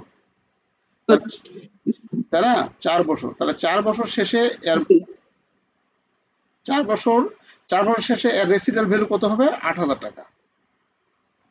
তাহলে এদের আমরা কি বুঝলাম? কোনো একটি ইকুইপমেন্ট যন্ত্রপাতি আমরা ক্রয় করলাম 1,60,000 টাকাতে, সেটা চলবে কত বছর? 4 বছর চলবে। 4 বছর পাওয়ার পর সেটা আমরা যদি বিক্রি করি, টাকা পাবো কত? 8,000। 8,000 টাকা। হ্যাঁ, এই 8,000 টাকা হচ্ছে ভগ্নাংশ মূল্য। আচ্ছা, তাহলে একটা অঙ্কের মধ্যে 3টা আইটেম আমাদের দেওয়া থাকে, সেটা আমাদের এখানে আমরা 3টা আইটেমে পেয়ে গেলাম। কস্ট পেয়ে গেলাম, এটা হচ্ছে লাইফ পেয়ে গেলাম, আর এটা হচ্ছে ভগ্নাংশের 8,000 টাকা হচ্ছে কি? ভগ্নাংশের মূল্য, sales value, SV, sales value এটা পাইলাম। আচ্ছা, the company engineer estimated that the equipment will have a useful life, টাকা 8,000 সরি ইউজফুল লাইফ অফ ৮,০০০ ঘন্টা। তো কোম্পানি ইঞ্জিনিয়ার কি করলো, এস্টিমেট করলো, নির্ধারণ করলো যে এই, তাহলে কোম্পানি ইঞ্জিনিয়ার কি করছে, এস্টিমেট করছে যে এই ইকুইপমেন্ট কত বছর যে উৎপাদন দিবে সে কত ঘন্টা চলবে, ৮,০০০ ঘন্টা পর্যন্ত চলবে, মানে ৮,০০০ ঘন্টা চলার পর আর চলবে না। তাহলে এখানে বলা আছে ইট ওয়াজ ইউজ ২,০০০ আওয়ার ইন ২০১৭। ২০১৭ সালে আমাদের ২,০০০ ঘন্টা চলেছে। কোম্পানি ইয়ার ইন্ডেড ৩১শে ডিসেম্বর এভরি ইয়ার। এই ইনফরমেশনের ভিত্তিতে আমাদের এখানে বলা আছে ক্যালকুলেট ডিপ্রিসিয়েশন এক্সপেন্স ফর ২০১৭। শুধুমাত্র ২০১৭ সালের ডিপ্রিসিয়েশন এক্সপেন্স নির্ণয় করতে বলছে এই চারটা মেথডে, এই চারটা মেথডে করতে বলছে। তারপর make adjusting and closing entry two record the depreciation expense for ২০১৭ under the method. আচ্ছা, আমাদের এই সবগুলো মেথডে আমাদের অ্যাডজাস্টিং এন্ট্রি দিতে হবে। শুরু করি।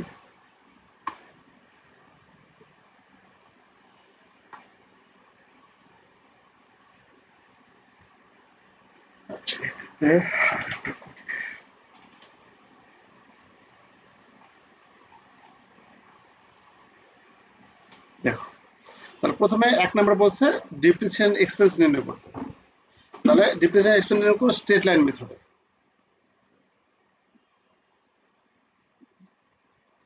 তাহলে এখানে আমরা লিখব ১ নাম্বার।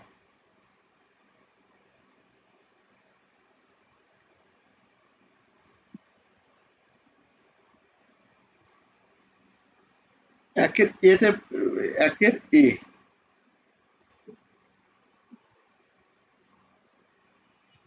একের straight line method.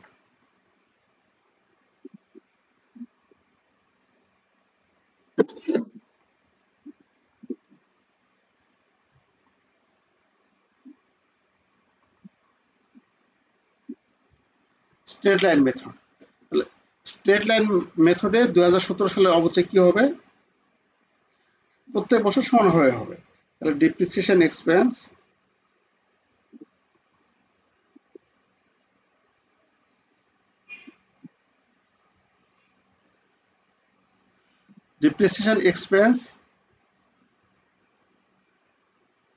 For ২০১৭ for ২০১৭ সমান কি হবে, কস্ট মাইনাস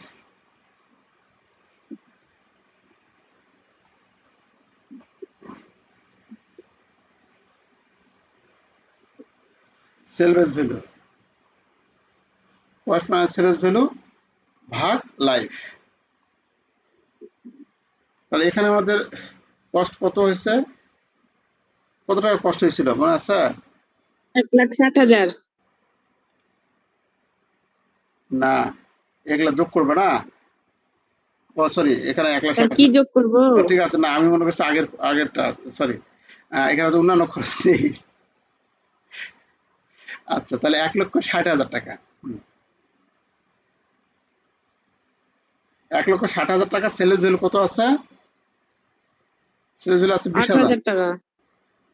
৮,০০০ টাকা। তাহলে ৮,০০০ টাকা হচ্ছে সেলের ভ্যালু। ৮,০০০ টাকা এখানে লিখবো। লাইফ কত বছর যাবে? ৪ বছর বলেছে। ৪ বছর যাবে। তাহলে আমরা ৪ দ্বারা ভাগ দিই। তাহলে কত আসে? ১,৬০,০০০ থেকে বাদ দিলে ১,৫২,০০০।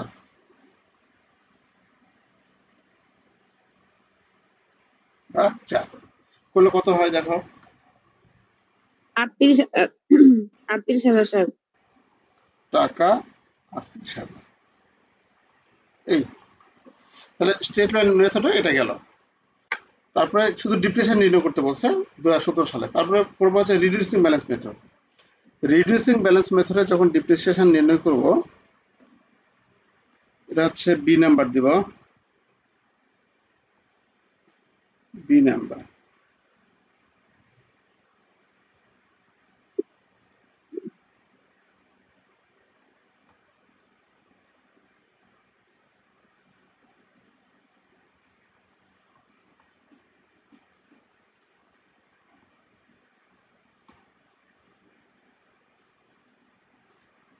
Reducing balance method. Reducing balance method যখন আমরা নির্ণয় করতে যাব তখন অবশ্যই আমাদের এই সূত্রটা প্রয়োগ করলে হবে না, অবশ্যই রেট বের করতে হবে, ডিপ্রিসিয়েশন রেট। তাহলে ডিপ্রিসিয়েশন রেট কত পার্সেন্ট আমাদের আমরা জানি না, তাহলে রেট অফ ডিপ্রিসিয়েশন বের করতে হবে। ডিপ্রিসিয়েশন রেট কি হবে? ডিপ্রিসিয়েশন রেট কত? 200% ভাগ n, তাই না? জি স্যার, 200% এর সূত্র 200%। n হচ্ছে কত? 4 বছর। মানে সময়টাই স্যার, ওই যে 4 বছর যে সময়টা বলছি, সময়টা এখানে বসাই দেবো। হ্যাঁ হ্যাঁ হ্যাঁ, হ্যাঁ। তাহলে কত হয় বাবা দেখো তো? 50%। 25% স্যার। কতদিন? 50%। 50% হবে না?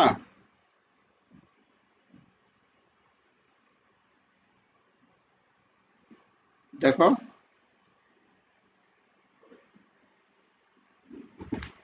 তোমরা আর একটু আগে জয়েন করলে তোমাদের এত দীর্ঘক্ষণ এলা পড়া যেত, এলা রিভাইজ করা যেত, তোমরাও ভালো পারতে। আর তোমরাও মানে অলস,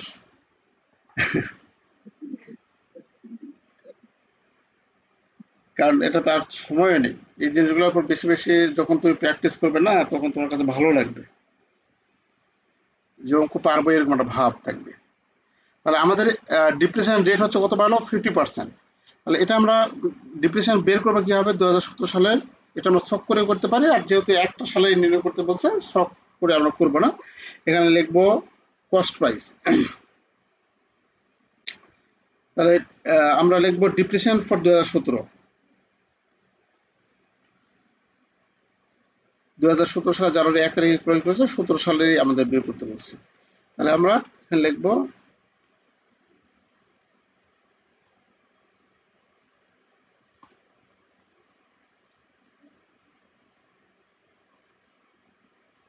depreciation for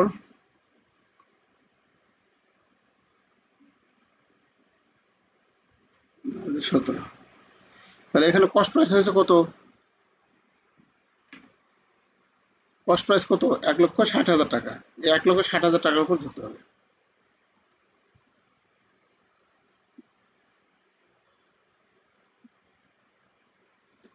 তাহলে কিরকম ভাবে লিখবো? কস্ট প্রাইস হচ্ছে 1,60,000 গুণন আর কত? 50%।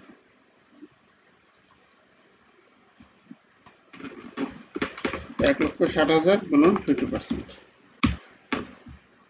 80,000 টাকা।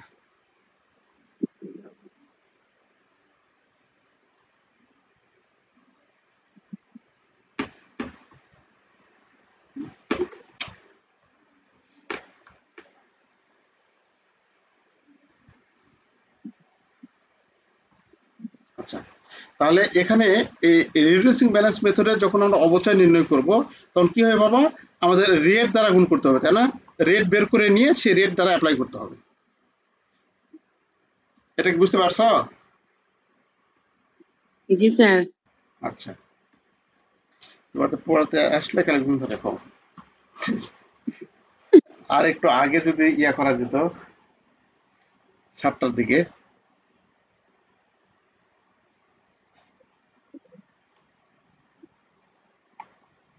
আচ্ছা, এখন সি নাম্বার দেখো।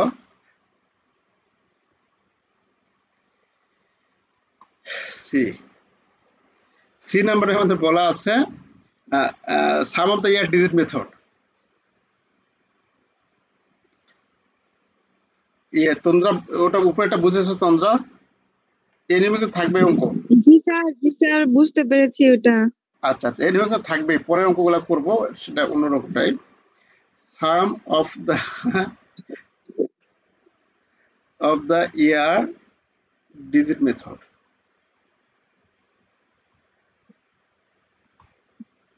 আচ্ছা, তাহলে এর নাম শুনেই আমরা বুঝতে পারছি sum of the year digit method. Sum মানে কি? যোগফল। অফ দ্য ইয়ার, ইয়ার মানে কি? বর্ষ। ডিজিট মানে সংখ্যা, তাই না? তাহলে বর্ষর সংখ্যার সমষ্টি যোগফল। আচ্ছা, তাহলে এখানে কয় বছর যাবে বলা আছে অঙ্কে? 4 বছর, তাই না? 4 বছর। তাহলে অঙ্কে বলা আছে 4 বছর যাবে, তাহলে 4 বছর যদি যায় তাহলে এখানে আমাদের total some of the year digit লিখতে হবে। Total some of the year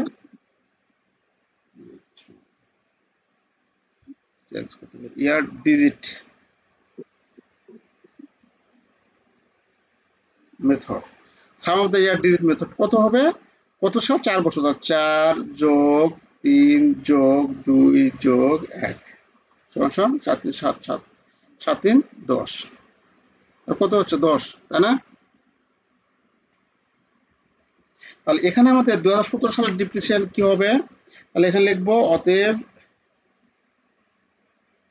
depreciation for 2017 সমান সমান আমাদের ওই যে কস্ট মানে সেলস ভ্যালু, তাহলে কস্ট কত হয়েছে আমাদের? 1,60,000। 1,60,000। আর আমাদের ইয়ে হচ্ছে কি বলে রেসিডুয়াল ভ্যালু হচ্ছে কত? 8,000। ভগ্নাংশের মূল্য হচ্ছে 8,000, তাই না? তাহলে এখানে আমরা লিখবো 1,60,000 মাইনাস 8,000 আর sum of the year digit কত? 10। আর এটাকে গুণ করব প্রথম বছরের জন্য 4 দ্বারা, দ্বিতীয় বছরের জন্য 3 দ্বারা, তৃতীয় বছরে 2 দ্বারা, শেষের বছর আমাদের 1 দ্বারা, এরকম। তাহলে প্রথম বছর অবচয় নির্ণয় করবো। ওই জন্য আমরা এই 2017 সাল হচ্ছে 17 সালে আমরা ক্রয় করছিলাম মেশিন, এখানে বলাই আছে এই 17 সালের জানুয়ারি 1 তারিখে মেশিন ক্রয় করছি, তাই না? এই যে বলাই আছে মানে 17 সালে অবচয় করছি। তাহলে প্রথম বছরের জন্য, প্রথম বছরে কত? 4 দ্বারা গুণ করবো। তাহলে দ্বিতীয় বছর করতে পারলে আমরা 3 দ্বারা গুণ করতাম, এরকম। তাহলে করলে কত হচ্ছে দেখো, ক্যালকুলেশন করো। 1,52,000 ভাগ 10 গুণন 4, তাহলে 60,000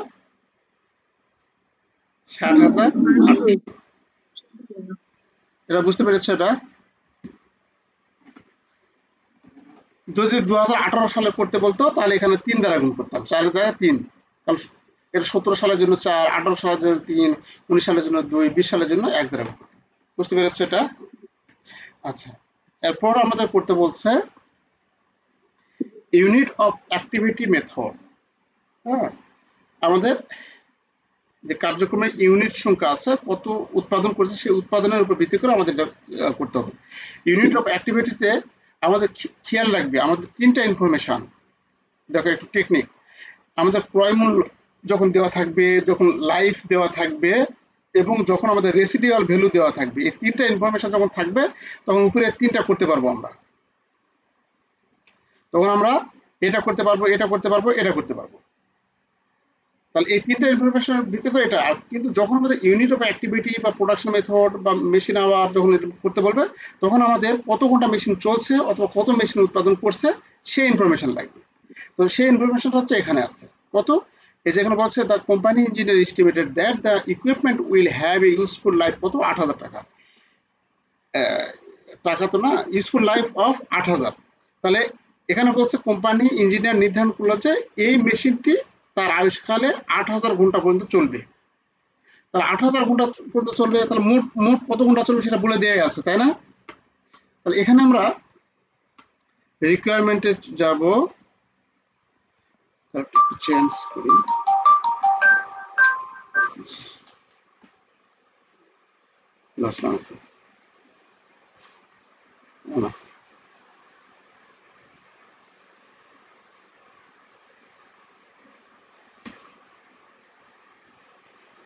আচ্ছা একটু দাঁড়াও, আমি খালি ক্লাসের লিঙ্কটা একটু শেয়ার করি, আমার জয়েন করবে।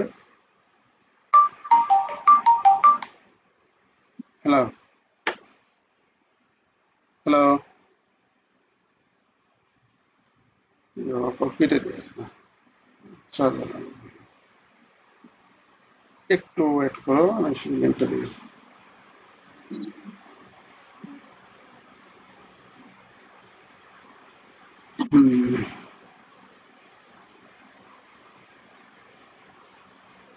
Live class link,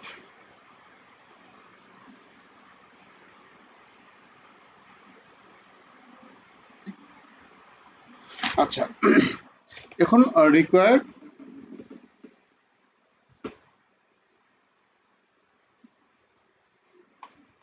D.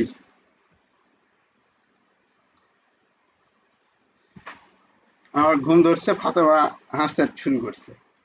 হ্যাঁ, তো না, ঘুম কেটে গেছে, ঘুম আর ঘুম ধরবে না। আচ্ছা, রিকোয়ার্ড ডি। ডিতে আমাদের এখানে বলা আছে কোন মেথডে? Unit of activity method. তাহলে এখানে আমরা লিখবো unit of activity method.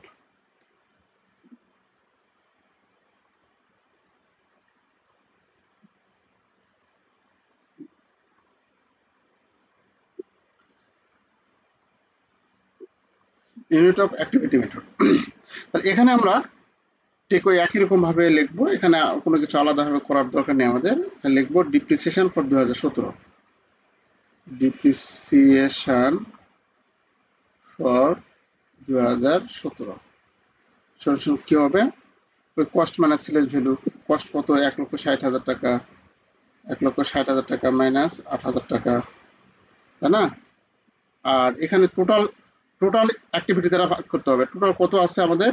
Unit উৎপাদন করবে কত? 8,000, সরি, টোটাল আমাদের চলবে কত ঘন্টা? 8,000 ঘন্টা চলবে, তাই না? তাহলে 8,000 ঘন্টা দ্বারা ভাগ করব। তাহলে 1 ঘন্টা চলার ফলে কত ব্যয় হবে সেটা আমরা পাবো। 8,000 দ্বারা ভাগ করব। আর 2017 সাল চলছে কত ঘন্টা? 2,000 ঘন্টা চলছে। তাহলে 2,000 দ্বারা গুণ করব। এটা কি বুঝতে পারছো না পারোনি? স্যার বুঝতে পারিনি এটা। আচ্ছা, ঠিক আছে। আচ্ছা বাবা, এখানে বলা আছে মেশিন কত ঘন্টা চলবে। মেশিন চলবে কত? 8,000 ঘন্টা। এটা বুঝতে পেরেছো? জি স্যার, এটা বুঝতে পারছি। আর 2017 সালে কত ঘন্টা চলছে? 2,000 ঘন্টা। 2,000। হুম। হ্যাঁ, তাহলে ওই মেশিন যতদিন আমাদের কারবারে থাকবে ততদিন ওই মেশিন চলবে, সব মিলে 8,000 ঘন্টা চলবে। তারই মধ্যে 2017 সালে 2,000 ঘন্টা চলছে, তাহলে 2017 সালের অবচয় বের করতে হবে। তাহলে আমাদের এখানে ওই একই সূত্র, কস্ট মাইনাস সেলস ভ্যালু করে টোটাল আওয়ার দ্বারা ভাগ করতে হবে, কত ঘন্টা দ্বারা মেশিন চলবে সেটা দ্বারা ভাগ করতে হবে। করলে আমরা 1 ঘন্টার রেট পাবো। আর 2017 সালে কত চলছে সেটা দ্বারা যদি গুণ করি, 2017 সাল চলছে 2,000 ঘন্টা, এই 2,000 দ্বারা এটাকে, অর্থাৎ আমাদের এটা হচ্ছে সূত্র যে কস্ট মাইনাস সেলস ভ্যালু ভাগ টোটাল কত ঘন্টা চলছে। এখানে যেমন টোটাল আমরা সাম অফ দ্য ইয়ার ডিজিট লিখলাম না, এখানে তেমনি টোটাল আমাদের কত ঘন্টা মেশিন চলছে সেটা দ্বারা ভাগ দিব।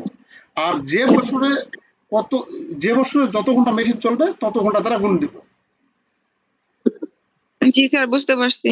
আচ্ছা, তাহলে এটা এটা সূত্র, এটা ফিক্সড সূত্র এগুলা। তাহলে 1,52,000 থেকে যদি হ্যাঁ, 8,000 টাকা। সূত্রে আপনি যে ওখানে হচ্ছে করেছিলেন না, সূত্রে তো দুই ভাবে দেওয়া ছিল। কোনটা? মানে কস্ট মাইনাস সেলস ভ্যালু, নিচে হচ্ছে কি যে টোটাল প্রোটেকশন ইউনিট দেওয়া ছিল, তারপরে আবার নিচে ছিল অ্যানুয়াল ডিপ্রেশন, তারপরে ইয়ারলি প্রোটেকশন গুণিত হচ্ছে কি যে ইউনিট ডেট, হ্যাঁ, এরকম ভাবে ছিল না? আচ্ছা। এভাবে ভাঙে ভাঙে করবো না, এভাবে একসাথে না, করে নিবো? একসাথে একসাথে একসাথে করবে এখানে। অনেক বড় এটা তোমার। দেখো, ওটা তোমাকে বের করে দেয়। ওখানে তোমার দুটা ছিল তো বলতেছে না,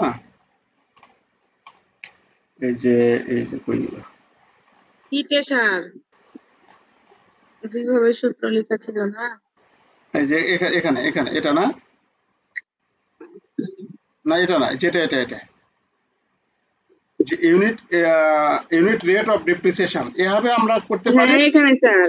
আর পরে আবার এখানে করা হয়েছে, এটা আমরা একবারে করছি আমরা। এই দুটা সূত্র কম্বাইনলি একভাবে করছি আমরা।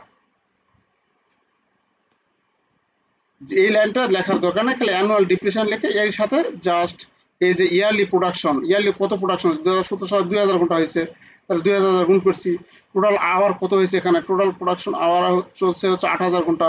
আর এটা 1,60,000 মাইনাস 8,000, এটা একবারে লিখছি আমরা এই সূত্রটা। বুঝতে পেরেছ? স্যার একবারই লিখলে যদি হয় তো দুই ভাবে দিয়েছেন, মানে দুই ভাবে সূত্রটা কে লিখেছে?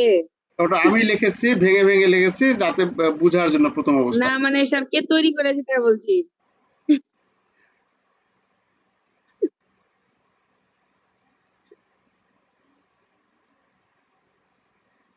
তোমাকে দেখছি স্যাররা ভয়ে পড়াবে না, কে তৈরি করেছে যে হ্যাঁ বলতেছে স্যার ভয়ে পড়াবে না। আর হচ্ছে কি যে এখন অল্প সময় তো এতগুলা সূত্র দেখে মনে হয় না সমস্যা নাই। মানে সূত্র তো ওটা সবগুলাই একই রকম আমাদের। একটু তুমি যদি খাটাখাটনি করো তাহলে দেখবে যে ভালো বুঝতে পারবে আর কি। অত অত বেশি বিচলিত হয় না, আস্তে আস্তে সব মানে আস্তে আস্তে যেহেতু সময় নেই এখন, আসতে তো সময় নেই। আচ্ছা তারপরে কত নম্বর এটা দেখলাম, এটা হ্যাঁ। আচ্ছা এই চারটা মেথডে আমরা বের করলাম অবচয়, আমরা 2017 সালে অবচয় বের করলাম। এখন বলছে make adjusting and closing entry two record the depreciation expense for 2017 under the method. এই যে চারটা মেথডে আমাদের অ্যাডজাস্টিং এন্ট্রি দিতে হবে এবং ক্লোজিং এন্ট্রি দিতে হবে। অনেক আরেক ঝামেলার বিষয়, অনেক একই জিনিস বারবার করতে হবে এই।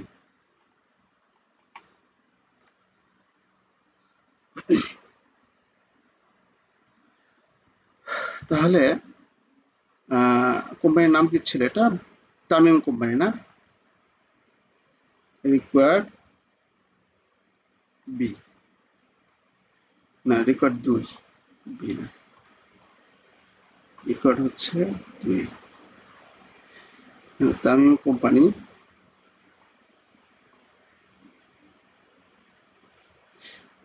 আমি একটা করে দেব তারপরে তুমি সবগুলাই বুঝতে পারবে আর কি। দেখো অ্যাডজাস্টিং এন্ট্রিজ,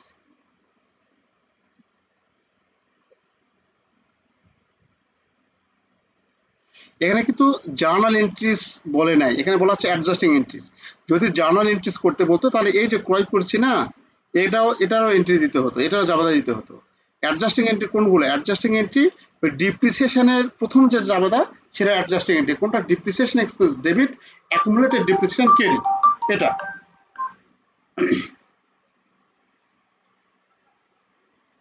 হ্যালো, ওয়ালাইকুম সালাম।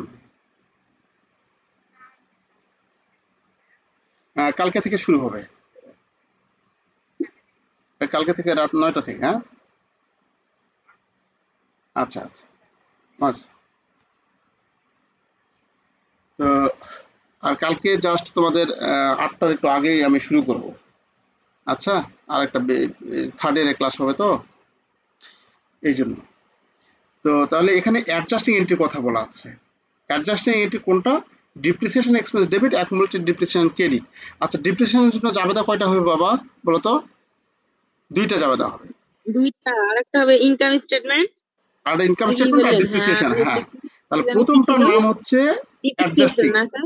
হ্যাঁ। Income statement debit, depreciation credit. আচ্ছা প্রথমটার নাম হচ্ছে অ্যাডজাস্টিং আর দ্বিতীয়টার নাম হচ্ছে ক্লোজিং। বুঝতে পেরেছো? জি। আচ্ছা তাহলে এখানে আমরা জাবেদার ঘরটা দেখাবো। যেহেতু যেহেতু চারটা মেথডে আমাদের অ্যাডজাস্টিং এন্ট্রি দিতে হবে, একই এন্ট্রি বারবার দিতে হবে, বারবার দিতে হবে। আমি এটা একটু টানি।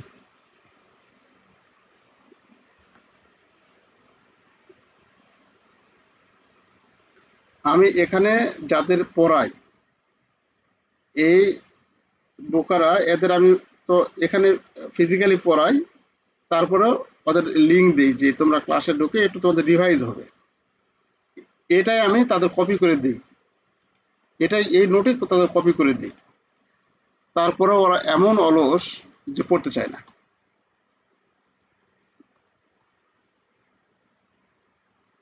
Date, particulars, reference. আর একটা কথা বলি বাবা, থার্ড ইয়ার কিন্তু অনেক জটিল, হ্যাঁ। আর জটিল বলতে যে দুইটা অ্যাকাউন্টিং একটা ইংলিশ তোমার কভার করা কঠিন হয়ে যাবে। আর থার্ড ইয়ার যদি তোমার ইমপ্রুভের তো সুযোগ নাই, যে ফেল ইয়ার যদি হয় তাহলে কিন্তু তোমার সেখানে একটা বছর লস যাবে।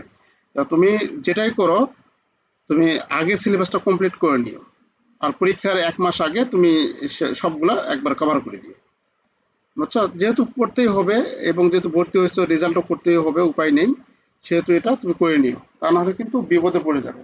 আগে সিলেবাসটা কমপ্লিট করে নিও। স্যার আপনি থার্ড ইয়ারে আগে আগে একটা অনলাইন কোর্স করেন। হ্যাঁ করাবো তো। এতে থার্ড ইয়ার তোমাদের আগে আমি ওই যে আমার কি বলে ইউটিউবে এবং হচ্ছে আমার ফেসবুক গ্রুপে আমি পোস্টগুলো করি। আর তাছাড়া তোমাদের নাম্বার আমি সেভ করে রাখবো নি, নাম্বার রাখা তো আছে, আমি লিখে রাখবো ডায়েরিতে, তাহলে যখন শুরু করবো তখন বলবো নি তোমাদের, হ্যাঁ। ঠিক আছে স্যার, শুরু করলে মিস দিয়েন না আমাদেরকে এবারে, তাহলে আমরা শেষে যা আবার বলবো স্যার করিয়ে দেন। আচ্ছা, সমস্যা নাই। আমি যথেষ্ট সময় দিব, যথেষ্ট সময় দিয়ে করাবো। আমাদের আহ, তাছাড়া আবার অনেকের বাসা থেকে বের হতে সমস্যা, ফিজিক্যালি প্রাইভেট পড়াও অনেক ঝামেলা, যাওয়া আসা একটা ভাড়া বা ফ্যামিলি আছে, অনেক ঝামেলা হয়ে যায়। যাই হোক, আমি তোমাদের বলবো নি, হ্যাঁ। বাচ্চা আবার কান্না করে, মেলা রকম সমস্যা তো স্যার। তাহলে এখানে আমাদের এই অ্যাডজাস্টিং এন্ট্রি দিতে হবে। অ্যাডজাস্টিং এন্ট্রি, বিশ্বাস করো আমি তোমাদের এখানে যত সুন্দরভাবে বলি, এত সুন্দরভাবে হয়তো আমি প্রাইভেটও বলি না, মানে সরাসরি যে প্রাইভেট হবে সেখানেও হয়তো বলা হয় না। এখানে রিল্যাক্সে বসে কথাগুলো বলতেছি আর কি। হ্যাঁ, আচ্ছা, তাহলে এখানে দেখো, প্রথমে যে ডিপ্রিসিয়েশনের এন্ট্রিটা সেটা হচ্ছে অ্যাডজাস্টিং এন্ট্রি। কি আমাদের প্রথমে যখন দিব আমরা এন্ট্রিটা হচ্ছে এরকম, ডিপ্রিসিয়েশন এক্সপেন্স ডেবিট, আর তারিখটা সবসময় যেন মনে রাখবে। এই ডিপ্রিসিয়েশন যখন এন্ট্রি দেবো তখন 31শে ডিসেম্বর, তারিখটা হবে 31শে ডিসেম্বর 2017 সালের 31শে ডিসেম্বর 2017 সাল, ডিসেম্বর 31। এটা আমরা তিনটা মেথডে যখন করবো। স্যার শেষে হয় না, হ্যাঁ, বছরের শেষে অ্যাডজাস্ট এন্ট্রিজ হ্যাঁ, হয় না? হ্যাঁ, হ্যাঁ, হ্যাঁ, হ্যাঁ। Depreciation debit, accumulated depreciation credit.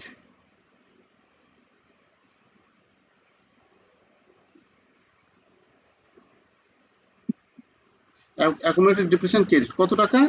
এখানে হচ্ছে কি ক্রয় করছে, ইকুইপমেন্ট। তাহলে ইকুইপমেন্ট অ্যাকুমুলেটেড ডিপ্রিসিয়েশন, এখানে ইকুইপমেন্ট কথাটা লিখতে হবে। হ্যাঁ, ওকে। তাহলে প্রথম ইয়াকে আমাদের কত বাড়াইছে? এই যে প্রথম মেথডে আমরা যখন করছি এই 38। নাম্বারে 38,000, তাহলে এখানে 38,000 দিব। 38,000, 38,000। ব্যাখ্যা লিখবো কি? Two record depreciation expense adjusted. Two record একটা লিখে দেই, টু রেকর্ড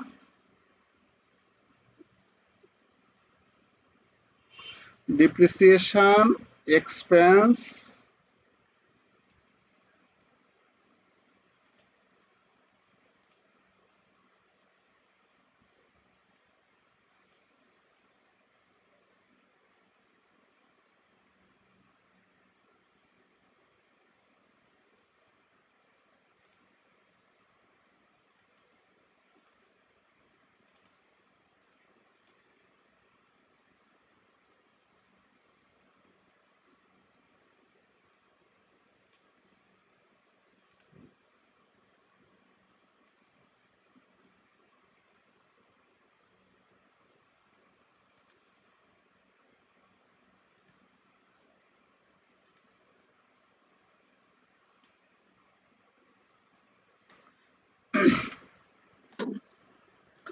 এক্সপেন্স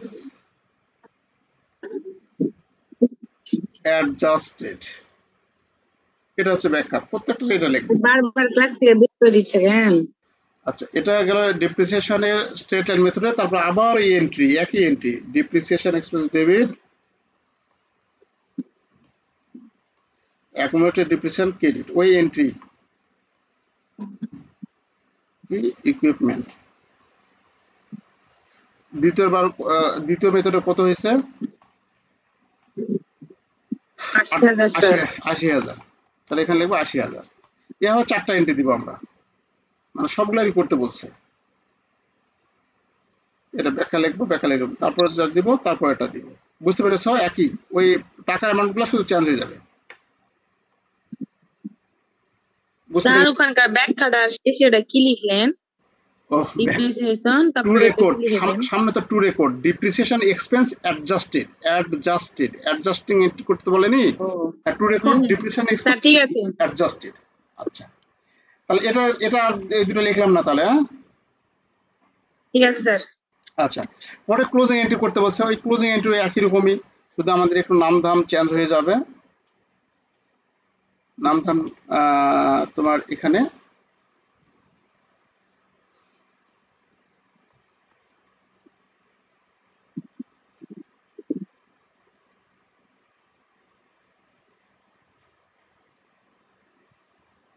জাবেদা, এখানে হচ্ছে কি তামিম কোম্পানি না, তামিম কোম্পানি। তামিম কোম্পানি, এখানে লিখবো closing entry.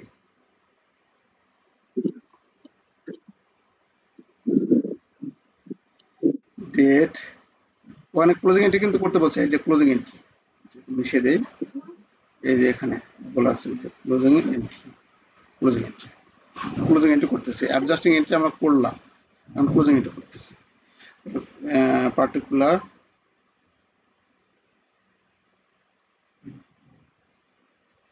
Reference debit credit, ওকে।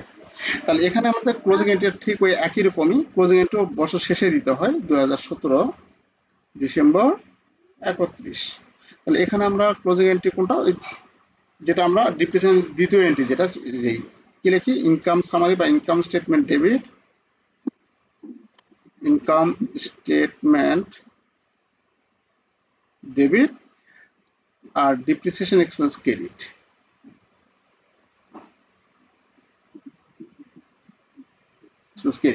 কত টাকা, প্রথমটা হচ্ছে কত টাকা, এই যে 38,000 টাকা, তাহলে এখানে লিখবো 38,000 টাকা, 38,000 টাকা, 38,000 টাকা। ব্যাখ্যা লিখবো টু রেকর্ড, এটা তো লিখতে হবে আমাদের, টু রেকর্ড কি ক্লোজ করলাম, ডিপ্রিসিয়েশন এক্সপেন্স, তাহলে depreciation expense close, depreciation expense close, closed, শেষ। তারপরে আবার এটা লিখবো, income statement debit depreciation credit, টাকার পরিমাণ 80,000, 80,000, two record depreciation expense close, এভাবে 4টা লিখতে হবে। বুঝতে পেরেছো এটা? জি স্যার, বুঝতে পেরেছি। আচ্ছা, থ্যাংক ইউ, থ্যাংক ইউ, তোমরা খুব ভালো বোঝো, কিন্তু পরে শুরু করছো, এই হচ্ছে সমস্যা, আগে শুরু করলে। আচ্ছা, এই অঙ্ক আমরা মোটামুটি একটু দেখলাম, এই অঙ্ক মতো আমরা দেখো আরেকটা অঙ্ক দেখি। আরেকটা অঙ্ক হচ্ছে,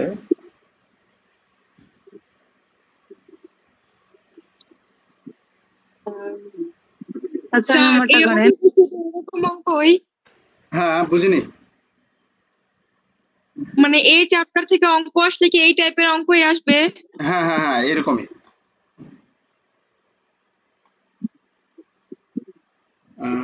তোমার দেখায়, আরেকটা দেখে হচ্ছে, দাঁড়াও,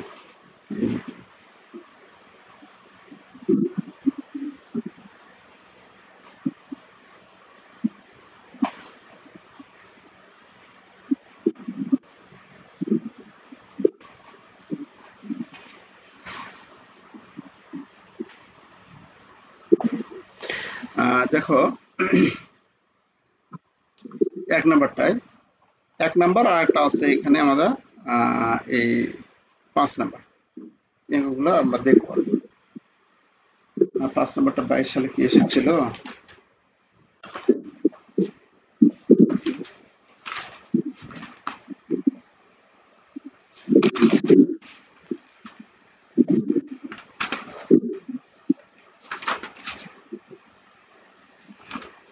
সালের কোশ্চেন করি।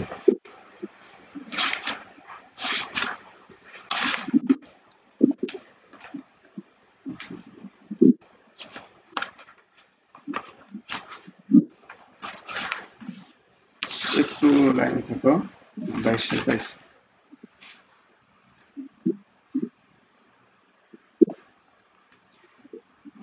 22 সালে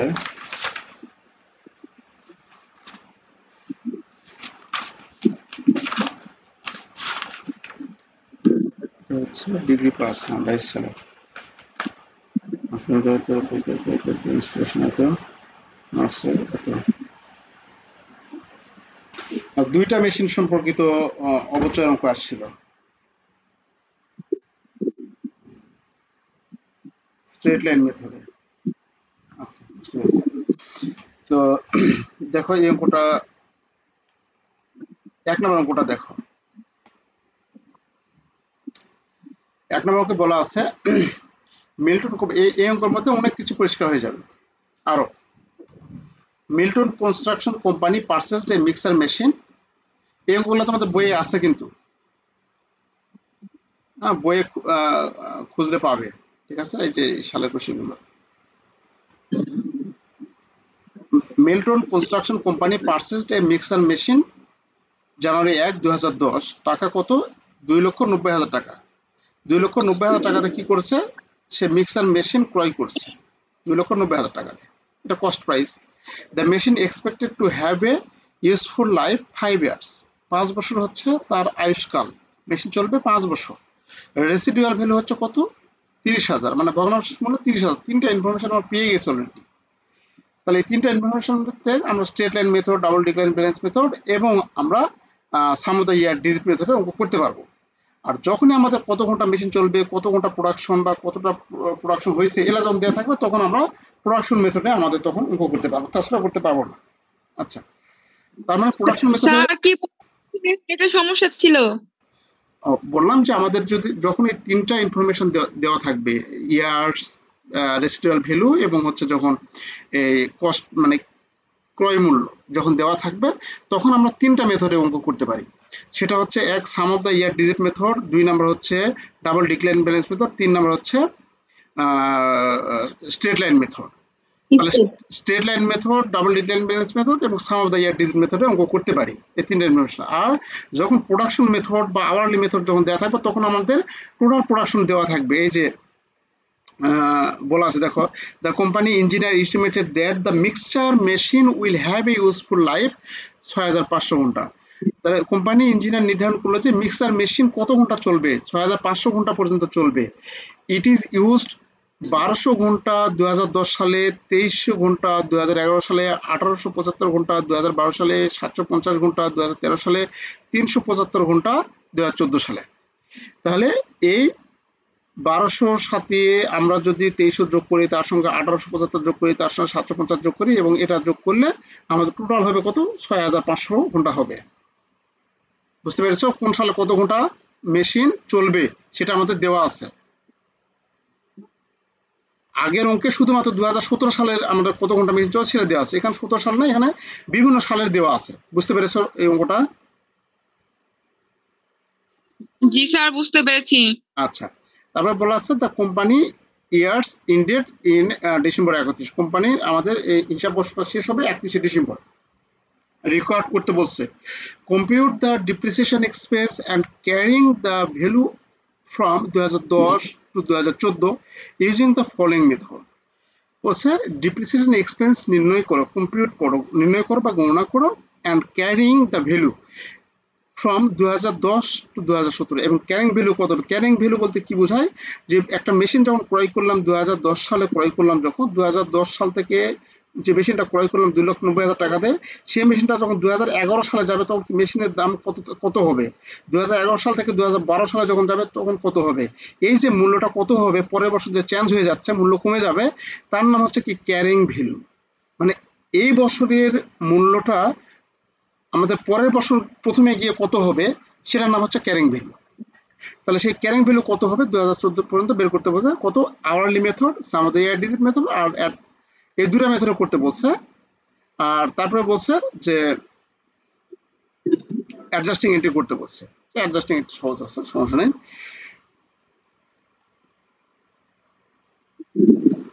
দুটা মেথডে বলছে, তিনটা দুটো বলা আছে।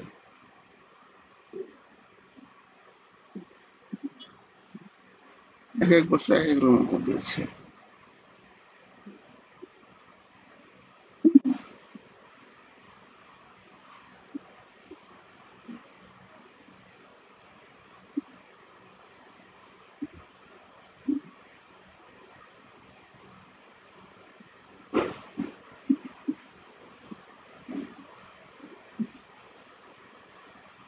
এখানে চারটা আছে।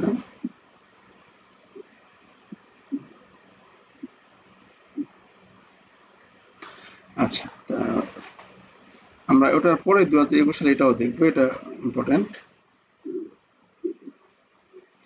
আচ্ছা, তাহলে এটা দুইটা মেথড করতে বলছে, একটা হচ্ছে আওয়ারলি মেথড, অর্থাৎ sum of the year digit method, আর সি নাম্বার হচ্ছে prepare adjusting entry.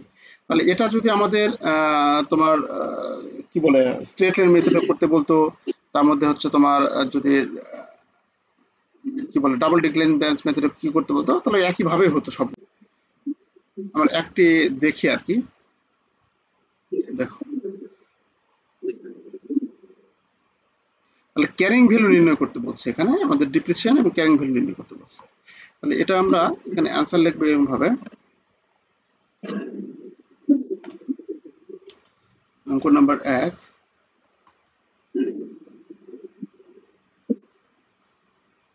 compute depreciation expense and carrying value.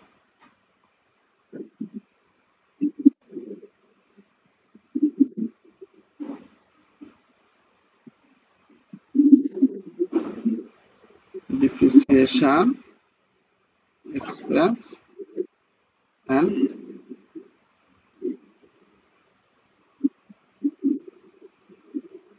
depreciation expense, calculation of depreciation expense and carrying value.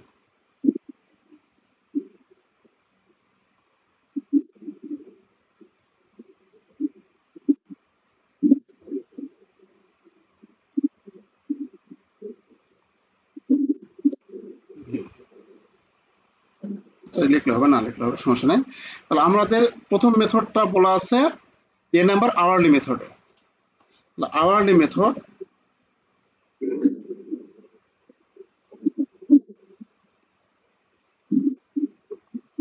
Hourly method, hourly method মানে কি, আমাদের সময় ভিত্তিক, মানে কত ঘন্টা মেশিন চলছে সে ঘন্টা, যন্ত্র ঘন্টা হার পদ্ধতিতে আমাদের এটা করতে হবে। তাহলে আমাদের এখানে টোটাল কত ঘন্টা যন্ত্র চলছে, এটা অনেক সময় এরকম হতে পারে, কিন্তু অনেক সময় চেঞ্জ হয়ে যেতে পারে। যেমন কোম্পানি ইঞ্জিনিয়ার সে কি করছে, একটা নির্ধারণ করছে যে মেশিন এত ঘন্টা চলবে, সে তো আর বুজুর্গ ব্যক্তি না, সে তো আর আল্লাহর ওলি না যে সে একবার অ্যাকুরেট কথাই বলে দিবে। এখানে বলছে যে 6500 ঘন্টা চলবে মেশিন, তাহলে 6500 ঘন্টা মেশিন চলবে, কিন্তু মেশিন দেখা যাচ্ছে তার বেশি চলতে পারে, তার কমও চলতে পারে, তাই না? হিসাব তো এরকম। তাহলে 6500 ঘন্টা মেশিন চলবে, এটা ইঞ্জিনিয়ার, হ্যাঁ বাবা বলো।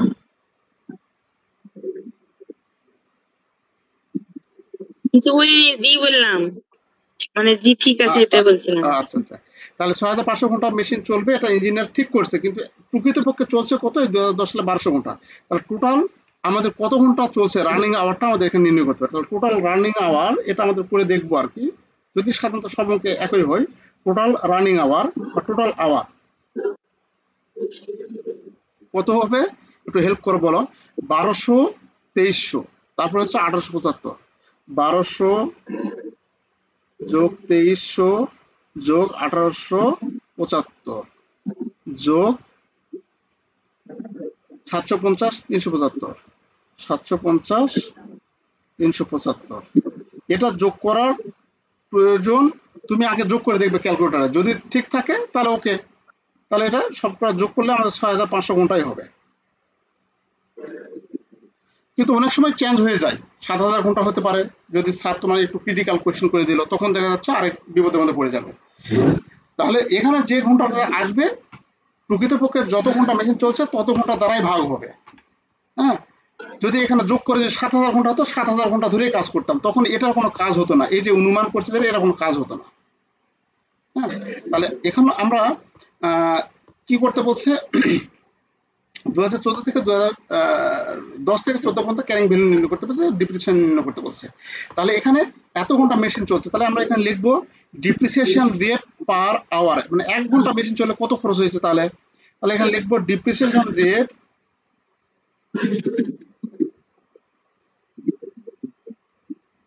Rate per hour, per hour. আমাদের মেশিন কত, মেশিনের দাম কত, 2,90,000। মেশিনের গণনার মূল্য হচ্ছে 30,000। তাহলে এখানে আমরা 2,90,000 টাকা থেকে 2,90,000 টাকা মেশিনের দাম, সেখান থেকে বর্ণাঢ্যের মূল্য 30,000 বাদ দেব। দেওয়ার পর টোটাল কত ঘন্টা মেশিন চলছে, 6,500 ঘন্টা মেশিন চলছে। তাহলে 6,500 ঘন্টা তারা ভাগ করবো, তাহলে 2,90,000 থেকে 30,000 বাদ দিলে 2,60,000 টাকা। তাহলে 2,60,000কে যদি আমরা 6,500 দ্বারা ভাগ দেই, তাহলে পাবো 40 টাকা করে। তাহলে 1 ঘন্টা মেশিন চললে 40 টাকা করে ব্যয় হয়। বুঝতে পেরেছ? তাহলে এখন এটা আমরা একটু ঘর দেখাবো আমরা এখানে।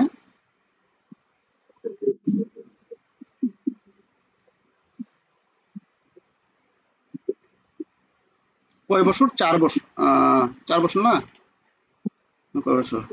5 বছর। 5 বছর স্যার। তাহলে 5 বছরের জন্য গড় করবো আমরা এখানে। আজকে ক্লাসটা খুবই লম্বা হয়ে গেল না? হোক স্যার, সমস্যা নাই, কালকের পর আর চালাবো না, কালকে দিয়ে শেষ। না কালকে না না সরি স্যার, ওই চতুর্থ পত্রের জন্য তারপর পরশু দিন থেকে ক্লাস করবো।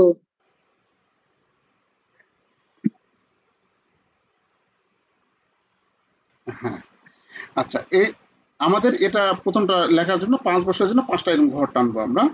তাহলে এটা হচ্ছে আমাদের ইয়ার। ইয়ার এটা হচ্ছে আমাদের কস্ট প্রাইস,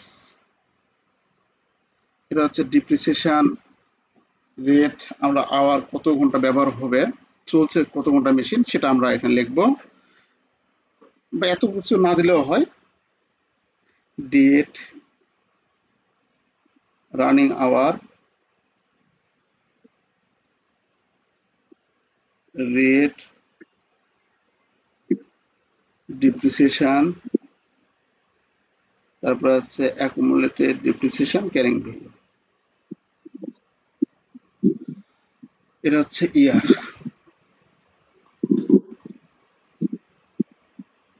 ইয়ার এটা হচ্ছে আমাদের কস্ট প্রাইস,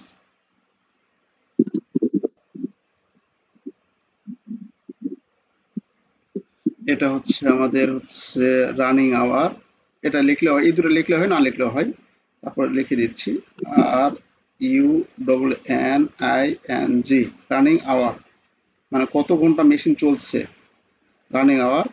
এটা হচ্ছে rate, rate per hour, rate একটু বড় করি না, রেট পার আওয়ার, না রেট পার আওয়ার্স তো হয় না, আওয়ার হবে। এটা হচ্ছে ডিপ্রিসিয়েশন, এটা হচ্ছে অ্যাকুমুলেটেড ডিপ্রিসিয়েশন,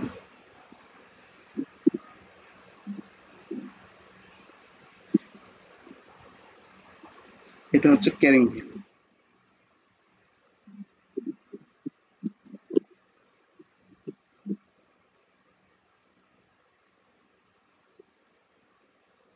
ক্যারিং ভ্যালু, এই ক্যারিং ভ্যালুটা আমাদের নির্ণয় করতে বলছে। তাহলে 2000 কত সালে মেশিন ক্রয় করছে, এটা মেশিন করেছে 2010 সালে। তাহলে 10 সাল, 2010, 2011, 2012, 2013, 2014, এই 5 বছর করবো আমরা। কস্ট প্রাইস এখানে কত? 2,90,000 তাহলে 2,90,000, 2,90,000, 2,90,000, 2,90,000, 2,90,000। রানিং আওয়ার চলছে কত ঘন্টা? এই যে লাইনটা আমরা যোগ করলাম, এই লাইনটা না করলেও হতো। তাহলে এখানে প্রথম হচ্ছে 1200 ঘন্টা, তারপরে 2300 ঘন্টা, তারপরে 1875 ঘন্টা, তারপরে 750 ঘন্টা, 375 ঘন্টা, 750 ঘন্টা, 375 ঘন্টা। আর রেট পার আওয়ার কত করে বাড়াইছে? 40 টাকা করে বাড়াইছে। তাহলে সবগুলা রেট 40, 40, 40, 40। এই দুই রকম না দিলেও কোনো সমস্যা নেই, তোমাদের বোঝার জন্য দিলাম। তাহলে ডিপ্রেশন কত হবে? এই সালে চলছে হচ্ছে 1200 ঘন্টা, 1200 ঘন্টা মেশিন চলছে, 1 ঘন্টা চললে খরচ হয় 40 টাকা করে, কত হয় 4 বাং 48। তাহলে 48,000 টাকা ইয়ে হয়ে যাচ্ছে, অবশ্যই হয়ে যাচ্ছে এই সালে। তাহলে অ্যাকুমুলেটেড ডিপ্রেশন কি হবে? মানে পুঞ্জীবিত অবচয়। আমরা মেশিন কেনার আগে অ্যাকুমুলেটেড ডিপ্রেশন 0 ছিল। তাহলে ছয় মাত্র 2010 সাল থেকে মেশিন কিনছি, এই সাল থেকে আমরা অবচয় ধার্য করছি, মানে 48,000 টাকাই হবে। মানে এই অবস্থাটা এখানে পার হয়ে যাবে 48,000। আর ক্যারিং ভ্যালুটা হবে আমাদের এই যে কস্ট প্রাইস থেকে আমরা অ্যাকুমুলেটেডটা বাদ দেবো, কস্ট প্রাইস থেকে অ্যাকুমুলেটেড বাদ দেবো, বাদ দাও কত হয়? 2,90,000 42,000। মাইনাস 48 কত হয় বাবা? 2,42,000, হ্যাঁ 2,42,000। 2,42,000। তাহলে আমাদের পরের বছর 2,42,000 মেশিনটার মূল্য থাকতেছে আর বুক ভ্যালু। এটার নাম হচ্ছে ক্যারিং ভ্যালু। মানে 2011 সালে যাবে 2,42,000। তাহলে এই সালে কত হবে? এই সালে অবস্থাটা নির্ণয় করবো আমরা। কত? 2300 গুণন 40, কত হয়? কত হবে এটা? 92,000। 92,000। তাহলে অ্যাকুমুলেটেড ডিপ্রিসিয়েশন মানে কি? অ্যাকুমুলেটেড ডিপ্রিসিয়েশনটা হচ্ছে যে আমাদের পুঞ্জীভূত হচ্ছে, অ্যাকুমুলেটেড মানে কি? জড়ো করা, সঞ্চয় করা। তাহলে আগে জড়ো করে রাখছিলাম 48,000, আবার এই 2011 সালে জড়ো হচ্ছে 92,000 টাকা। তাহলে মোট কত হবে?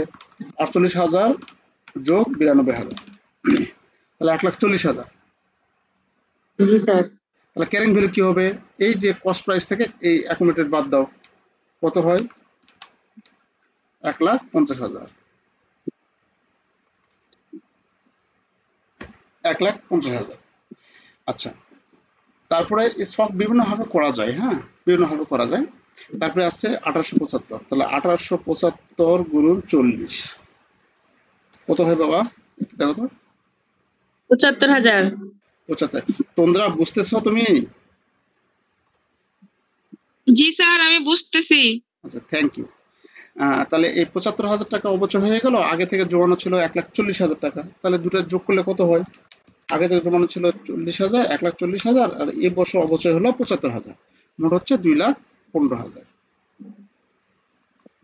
তাহলে 2,15,000 এই কস্ট প্রাইস থেকে বাদ দিব, কত? 2,90,000 বাদ দিলে থাকে কত? 75,000 টাকা।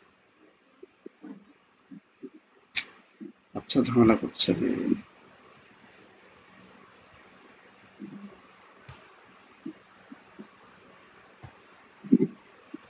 $75,000। আচ্ছা, তারপরে আবার এখানে আসবে কত?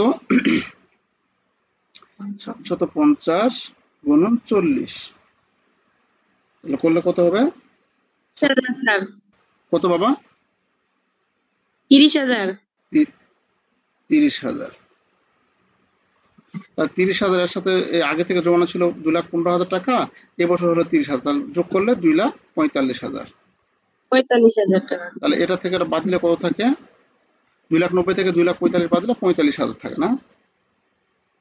জি স্যার, 45,000 টাকা। আচ্ছা, এখন এই 375 গুণন 40 এর সাথে এটা গুণ করলে কত হয়? 15,000। 15,000। তাহলে এই 15,000 আগে থেকে জমানো ছিল 45,000, 2,45,000 সাথে 15,000 যোগ করলে 2,60,000। তাহলে আমাদের কত থাকবে? 2,90,000 থেকে 2,60,000 টাকা যদি বাদ দেয়, তাহলে থাকবে কত? 30,000। 30,000। হ্যাঁ, এটা হচ্ছে আমাদের কাছে ক্যারিং ভ্যালু। বুঝতে পেরেছো এটা? এই সবটা আমরা করতে হবে। এখন তারপরে আমাদের এখানে করতে বলছে sum of the year digit method. তাহলে sum of the year digit মেথডে আমাদের টোটাল করে নিতে হবে আমাদের। স্যার এর আগে যখন হচ্ছে যে স্যার কখন বুঝবো যে এই সবটা করতে হবে? যখন আমাদের ক্যারিং ভ্যালুটা নির্ণয় করতে বলবে না, এই যে ক্যারিং ভ্যালু নির্ণয় করতে বলবে, বা শিডিউল নির্ণয় করতে বলবে, ডিপ্রিসিয়েশন শিডিউলের কথা অনেক ও আচ্ছা, ঠিক আছে স্যার, বুঝতে পারছি। এই যে ডিপ্রিসিয়েশন শিডিউল যখন নির্ণয় করতে বলবে, অথবা ক্যারিং ভ্যালু যখন নির্ণয় করতে বলবে, তখন আমরা এটা লিখবো। আচ্ছা, পরে তোমরা বইয়ে তোমাদের এই অঙ্ক করে দিয়ে আছে মেবি, তোমরা এই মেথডটা দেখো, দেখে তোমরা নিজে চেষ্টা করো, না হলে আগামীকাল আবার একটু দেখাবো, এটার উপর আবার কথা বলবো, হ্যাঁ। আর কালকে দিনের বেলায় একটু কয়টার দিকে? 2টা 3টার দিকে যদি তোমরা ফ্রি থাকো, তাহলে আমাকে একটু হোয়াটসঅ্যাপে জানাও। 3টা থেকে একবার ক্লাস নেবো, রাতের বেলায় আরেকবার ক্লাস নেবো। তাহলে তোমাদের অধ্যায় এবং আরেকটা অধ্যায় মনে হয় শেষ হয়ে যাবে ইনশাল্লাহ। ঠিক আছে? ঠিক আছে স্যার। দিনের বেলা যদি জি স্যার, ঠিক আছে। হ্যাঁ, নক দিও। আচ্ছা, তাহলে ঠিক আছে, আজকে এই অঙ্কটা দেখো, আর বাদ বাকি কালকে ইনশাল্লাহ 2টি ক্লাস আরো নিব। তো ঠিক আছে, তাহলে আজকে এখানে শেষ করছি বাবা। স্যার ইয়েটা করে দেন, অ্যাডজাস্টিং এন্ট্রিটা করেন, ওটা করে কোনটা? শেষ করেন। এটার এটা হ্যাঁ এটা অ্যাডজাস্টমেন্ট তো ওটা স্যার, ওই বাবা। একই আসবে, হ্যাঁ, শুধু ওটাই। ডিপ্রিসিয়েশন এক্সপেন্সেস আর অ্যাকুমুলেট ডিপ্রিসিয়েশন। হ্যাঁ হ্যাঁ হ্যাঁ হ্যাঁ হ্যাঁ, ওটাই বাবা, ওটা। স্যার ওটা তো হচ্ছে কি যে যখন করলাম তখন তো স্যার হচ্ছে অঙ্কের মতন বের করেছি, আর এখানে তো শিডিউল অনুযায়ী বের করলাম। হুম হুম। তা না স্যার, তাহলে ডিপ্রিসিয়েশনের ওখানে সংখ্যাটা কোনটা বসবে? ডিপ্রিসিয়েশন এক্সপেন্সেস যখন লিখবো তখন সংখ্যাটা কোনটা বসবে? টাকার অঙ্ক এই যে শুধু 2010 সালের করতে বলছে অ্যাডজাস্টিং এন্ট্রি, তাহলে 2010 সালে টাকার পরিমাণ শুধু 2010 সালে ডিপ্রেশন কত হয়েছে, এই যে 2010 সালে এই যে 48,000 টাকা, তাই না? ও আচ্ছা, ঠিক আছে স্যার। শুধু এই টাকাটা। তাহলে তো স্যার 2010 সালের করতে বলেছে, কিন্তু দুটারই তো করব, সাম অফ ডিজিটেরও করব হ্যাঁ আর হ্যাঁ হ্যাঁ আরেকটা যে উপরে দুটারই হচ্ছে কি যে 10 সালের দিব। হ্যাঁ হ্যাঁ হ্যাঁ আওয়ারলি মেথডে দিব, সাম অফ দ্য সালে শুধু 10 সালে দিব। দিব 2010 সালে। হ্যাঁ হ্যাঁ আচ্ছা ঠিক আছে। আচ্ছা ঠিক আছে, এই অঙ্কগুলো দেখো, তারপরে দেখো যদি কোনো সমস্যা হয় সেখানে লাল কালি দিয়ে ইন্ডিকেট করো, বুঝছো? তাহলে আমাদের অঙ্ক আগাবে আর কি। আচ্ছা ঠিক আছে স্যার। আচ্ছা ঠিক আছে বাবা, আল্লাহ হাফিজ। স্যার আমার ওগুলো শুনবেন না? কোনগুলা? ওই যে বললাম যে ক্লাস শেষে শুনবো। পার্টনারশিপের, হ্যাঁ, পার্টনারশিপে, হ্যাঁ বলো। আপনার দেন না স্যার, মানে আমি সূত্রগুলো একটু শোনাতে চাচ্ছি, হ্যাঁ বলো ঠিক আছে কিনা। বলো বলো। যেমন ভ্যাট চলতি হিসাব খোলার জন্য ভ্যাট কারেন্ট অ্যাকাউন্ট ডেবিট আর ক্যাশ ক্রেডিট। হ্যাঁ ঠিক আছে। আবার সরকারকে জমা দেওয়ার ক্ষেত্রেও তাই, ভ্যাট অ্যাকাউন্ট হচ্ছে ডেবিট আর ক্যাশ ক্রেডিট। হ্যাঁ স্যার হচ্ছে কি যে আরেকটা বলেছিলেন, যদি মানে পার্সেন্টটা, ভ্যাটটা যদি উইথ আর ইনক্লুড থাকে তাহলে একসাথে আছে এটা ধরবো, আর যদি না থাকে তাহলে স্যার শুধু 15% দিয়ে করবো। শুধু 15% ধরে করবো, হ্যাঁ ডাইরেক্ট হ্যাঁ, 15% ধরবো, হ্যাঁ। ডাইরেক্ট 15% করবো। হুম, আরেকটা স্যার হচ্ছে যে ওই যে এখানে আপনি গুলা দিয়েছিলেন না, যে বললেন ওই নিয়মে করতে হবে, ওই নিয়মটা পুরো মুখস্থ করে নিব না? হ্যাঁ হ্যাঁ যেটা, এই ওই যেটা। যে সি এন্ড ভি ভ্যালু, তারপরে যোগ দেন ইন্টারেস্ট, হ্যাঁ এটা পুরাই মুখস্থ করে ফেলবো স্যার। হ্যাঁ, কোনটার পর কোনটা হবে সেই ভ্যালুটা যোগ করতে হবে আর কি। ওই নিচেরটা তো স্যার মুখস্থ করে ফেলবো। হ্যাঁ তার নিচেরটা। এটা, জি এটা, স্যার। হ্যাঁ হ্যাঁ এটাও একই, হ্যাঁ দুই হ্যাঁ এটা স্টেটমেন্ট মুখস্থ একই। করে ফেলতে হবে। আর ইনভয়েস ভ্যালু স্যার ভ্যাট মানে সেলস এর সাথে ভ্যাট যুক্ত হলে ইনভয়েস হয়, আর যদি অ্যামাউন্ট চাই তাহলে শুধু সেলস পর্যন্ত যাব। হুম হুম এটা একটা। আর হচ্ছে স্যার প্রথম অধ্যায়ের বলছিলাম প্রথম অধ্যায়, হ্যাঁ বলো। আর আরেকটা একটু। কথা তোমাদের বলি, এখানে হুম, ব্যাটারি এখানে বলা হয়নি। যখন দেখো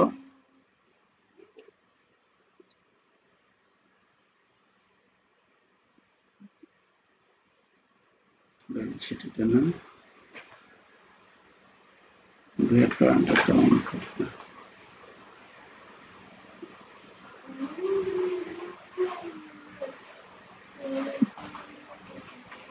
এই যে গিভ অ্যাডজাস্টিং এন্ট্রি, এই জিনিসটা খেয়াল রাখবে। হ্যাঁ, ভ্যাট কারেন্ট অ্যাকাউন্টে যদি অ্যাডজাস্টিং এন্ট্রি করতে বলে বা সাবমিটেড ভ্যাট এরকম কথা বলা থাকে, তাহলে কিন্তু আমাদের ওই অ্যাডজাস্টিং এন্ট্রি দিতে হবে। হুম, তো ভ্যাটের যদি আমাদের ভ্যাট কারেন্ট অ্যাকাউন্ট যদি ক্রেডিট ব্যালেন্স বাড়ায়, যদি ক্রেডিট ব্যালেন্স বাড়ায় তাহলে আমাদের অ্যাডজাস্টিং এন্ট্রি সবসময় জন্য ভ্যাট কারেন্ট অ্যাকাউন্ট যদি ক্রেডিট ব্যালেন্স বাড়ায় তাহলে লিখবো ভ্যাট পেয়েবল ডেবিট আর ভ্যাট কারেন্ট অ্যাকাউন্ট ক্রেডিট। তাহলে ভ্যাট কারেন্ট অ্যাকাউন্ট ক্রেডিট আর ভ্যাট পেয়েবল ডেবিট। আর যদি এটা ডেবিট ব্যালেন্স বাড়ায় এটা জাস্ট উল্টে যাবে, মানে ভ্যাট কারেন্ট অ্যাকাউন্ট তখন হবে ডেবিট আর ভ্যাট পেয়েবল হবে ক্রেডিট। কথা বোঝা যায়নি? স্যার আর একবার বলেন।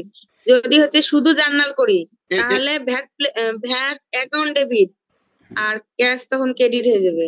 ক্যাশ না, আর ক্যাশ না, যদি ক্যাশ অ্যাডজাস্ট না। করি, হ্যাঁ যদি অ্যাডজাস্টিং করি ও তাহলে যখন খতিয়ান করি না, আমরা ভ্যাটের খতিয়ান করি না, তো জি জি খতিয়ানে তো ভ্যাটের লাস্টের টাকাটা ডেবিটও থাকতে পারে ক্রেডিটও থাকতে পারে, তাই না? হ্যাঁ তাহলে যদি আমাদের টাকা ডেবিট ক্রেডিট হয় তাহলে এই যে দেখো এখানে বলা আছে, ক্লু দিয়ে আছে, ভ্যাট কারেন্ট অ্যাকাউন্ট যখন আমাদের ক্রেডিট ব্যালেন্স হবে আর অ্যাডজাস্টিং এন্ট্রি হবে, যে অ্যাডজাস্টিং এন্ট্রি হবে কি ভ্যাট পেয়েবল ডেবিট আর ভ্যাট কারেন্ট অ্যাকাউন্ট ক্রেডিট, এই একটা এন্ট্রি। ওই টাকা এই সর্বশেষ যে টাকাটা আছে এই টাকাটা খতিয়ানে যে টাকাটা বাড়াইবে সর্বশেষ ব্যালেন্স, সেই ব্যালেন্সের টাকাটা এখানে বসবে যদি অ্যাডজাস্টিং এন্ট্রি দিতে বলে। বুঝতে পেরেছ? মানে স্যার ওই যে একটা ইয়াতে হ্যাঁ ভ্যাট কারেন্ট অ্যাকাউন্ট বের করলাম না, ওখানে যদি ক্রেডিট হয়, ভ্যাট কারেন্ট অ্যাকাউন্টটা যদি ক্রেডিট হয় হ্যাঁ, সেক্ষেত্রে ভ্যাট তাহলে payable debit, VAT VAT current account credit. প্লেবলটা ডেবিট হয়ে যাবে আর আর ভ্যাট ওটা কারেন্ট অ্যাকাউন্ট ক্রেডিটই ক্রেডিট। থাকবে। হ্যাঁ, ভ্যাট কারেন্ট অ্যাকাউন্ট ক্রেডিট। আর যদি ডেবিট হয় তাহলে ভ্যাট কারেন্ট অ্যাকাউন্ট ডেবিট আর ভ্যাট পেবল ক্রেডিট। টাকার পরিমাণ ওই আচ্ছা। খতিয়ান করে যে ব্যালেন্সটা বাড়বে সেটা। হুম। এই ইয়েটা এখানে শুধু আছে আছে আছে এই যে অ্যাডজাস্টিং এন্ট্রি, এই যে অ্যাডজাস্টিং এন্ট্রি, এই যে ভ্যাট রিটার্ন সাবমিটেড যদি বলা থাকে, give entry VAT return submitted যদি বলা থাকে তাহলে ওই যেটা বললাম ওটাই দিতে হবে, ওই অ্যাডজাস্টিং এন্ট্রি দিতে হবে। বুঝতে পারছো? জি স্যার। ওকে, এখন বলো তোমার প্রথম অধ্যায়ের কি স্যার এই সমস্যা? অঙ্কগুলো তো সব আমার কমপ্লিট হয়ে গেছে, আচ্ছা ওকে, এই তারপরে আমি অঙ্কটাও তো ছিল ওর ভিতরে। আচ্ছা এটা বুঝে থাকলে তাহলে প্রথম অধ্যায়ের কি সমস্যা বলো। প্রথম অধ্যায়ে স্যার কোনো সমস্যা নাই, মানে ইয়াটা ওই যে নিয়মটা যে হচ্ছে রেভিনিউ তারপরে সেলস এর সাথে সেলস রিটার্ন মাইনাস হয়, ডিসকাউন্ট মাইনাস হয়, হ্যাঁ আর হচ্ছে আনরেকর্ড সেলস যোগ হয়, হ্যাঁ নিট সেলস বের হয়, নিট সেলস এর সাথে আবার কস্ট অফ গুডস সোল্ড যোগ হয়, হুম।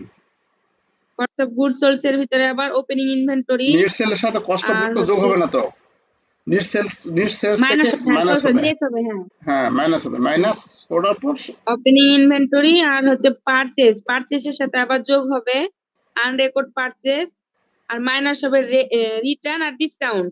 হুম, তারপরে যে পূর্ণ আমাদের উত্তোলন করলে তো হচ্ছে মাইনাস হয় না। মাইনাস হবে হ্যাঁ।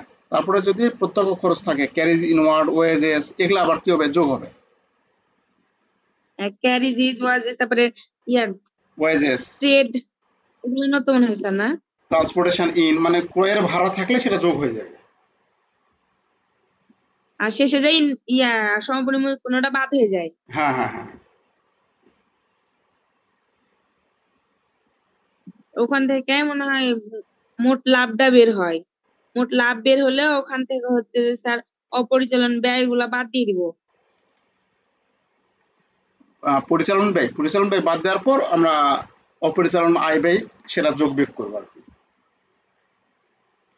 পরিচালন ব্যয়ের ভিতরে আবার সেলিং থাকে আর অ্যাডমিনিস্ট্রেটিভ থাকে। হুম, এটা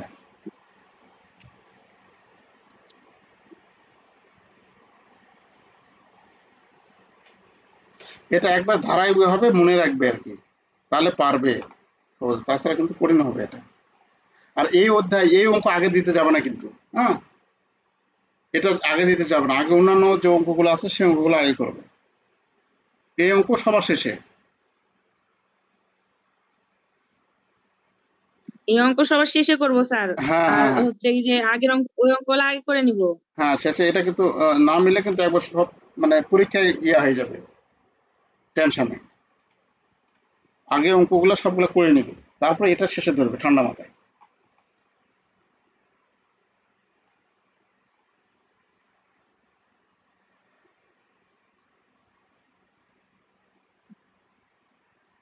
আর কি সমস্যা বলো। আর এখানে কমিশন কমিশন রেভিনিউটা হচ্ছে যোগ, ওই নন অপারেটিং ইনকামে হচ্ছে যোগ হয় না, আর হ্যাঁ, শুধু কমিশন এক্সপেন্সেস থাকলে স্যার এই যে এখানে যাবে, রেভিনিউ তো যোগ হলো এক্সপেন্সেস। এক্সপেন্সে আসবে, নন অপারেটিং এক্সপেন্সে আসবে, এখানে লিখবো, এখানে তো লেখা অল্প জায়গা আছে তো ওই জন্য লেখা হয়নি, এখানে আসবে। কমিশন এক্সপেন্স থাকলে এখানে আসবে, নন অপারেটিং এক্সপেন্সে আসবে। স্যার ওটা হচ্ছে ইয়াতে যায় না, না কোথায়? সেলিং এর ভিতর যায় না। না না, ওটা ওখানে যাবে না তো, ওটা ওখানে যাবে না। আচ্ছা ঠিক আছে স্যার, করি কালকে আবার সকালবেলাতে, দুপুরে যখন 3টার দিকে অঙ্ক করাবেন সমস্যা থাকলে দেখাবো। আচ্ছা ঠিক আছে, ঠিক আছে বাবা, ভালো থেকো, হ্যাঁ? আচ্ছা ঠিক আছে স্যার। আল্লাহ হাফেজ।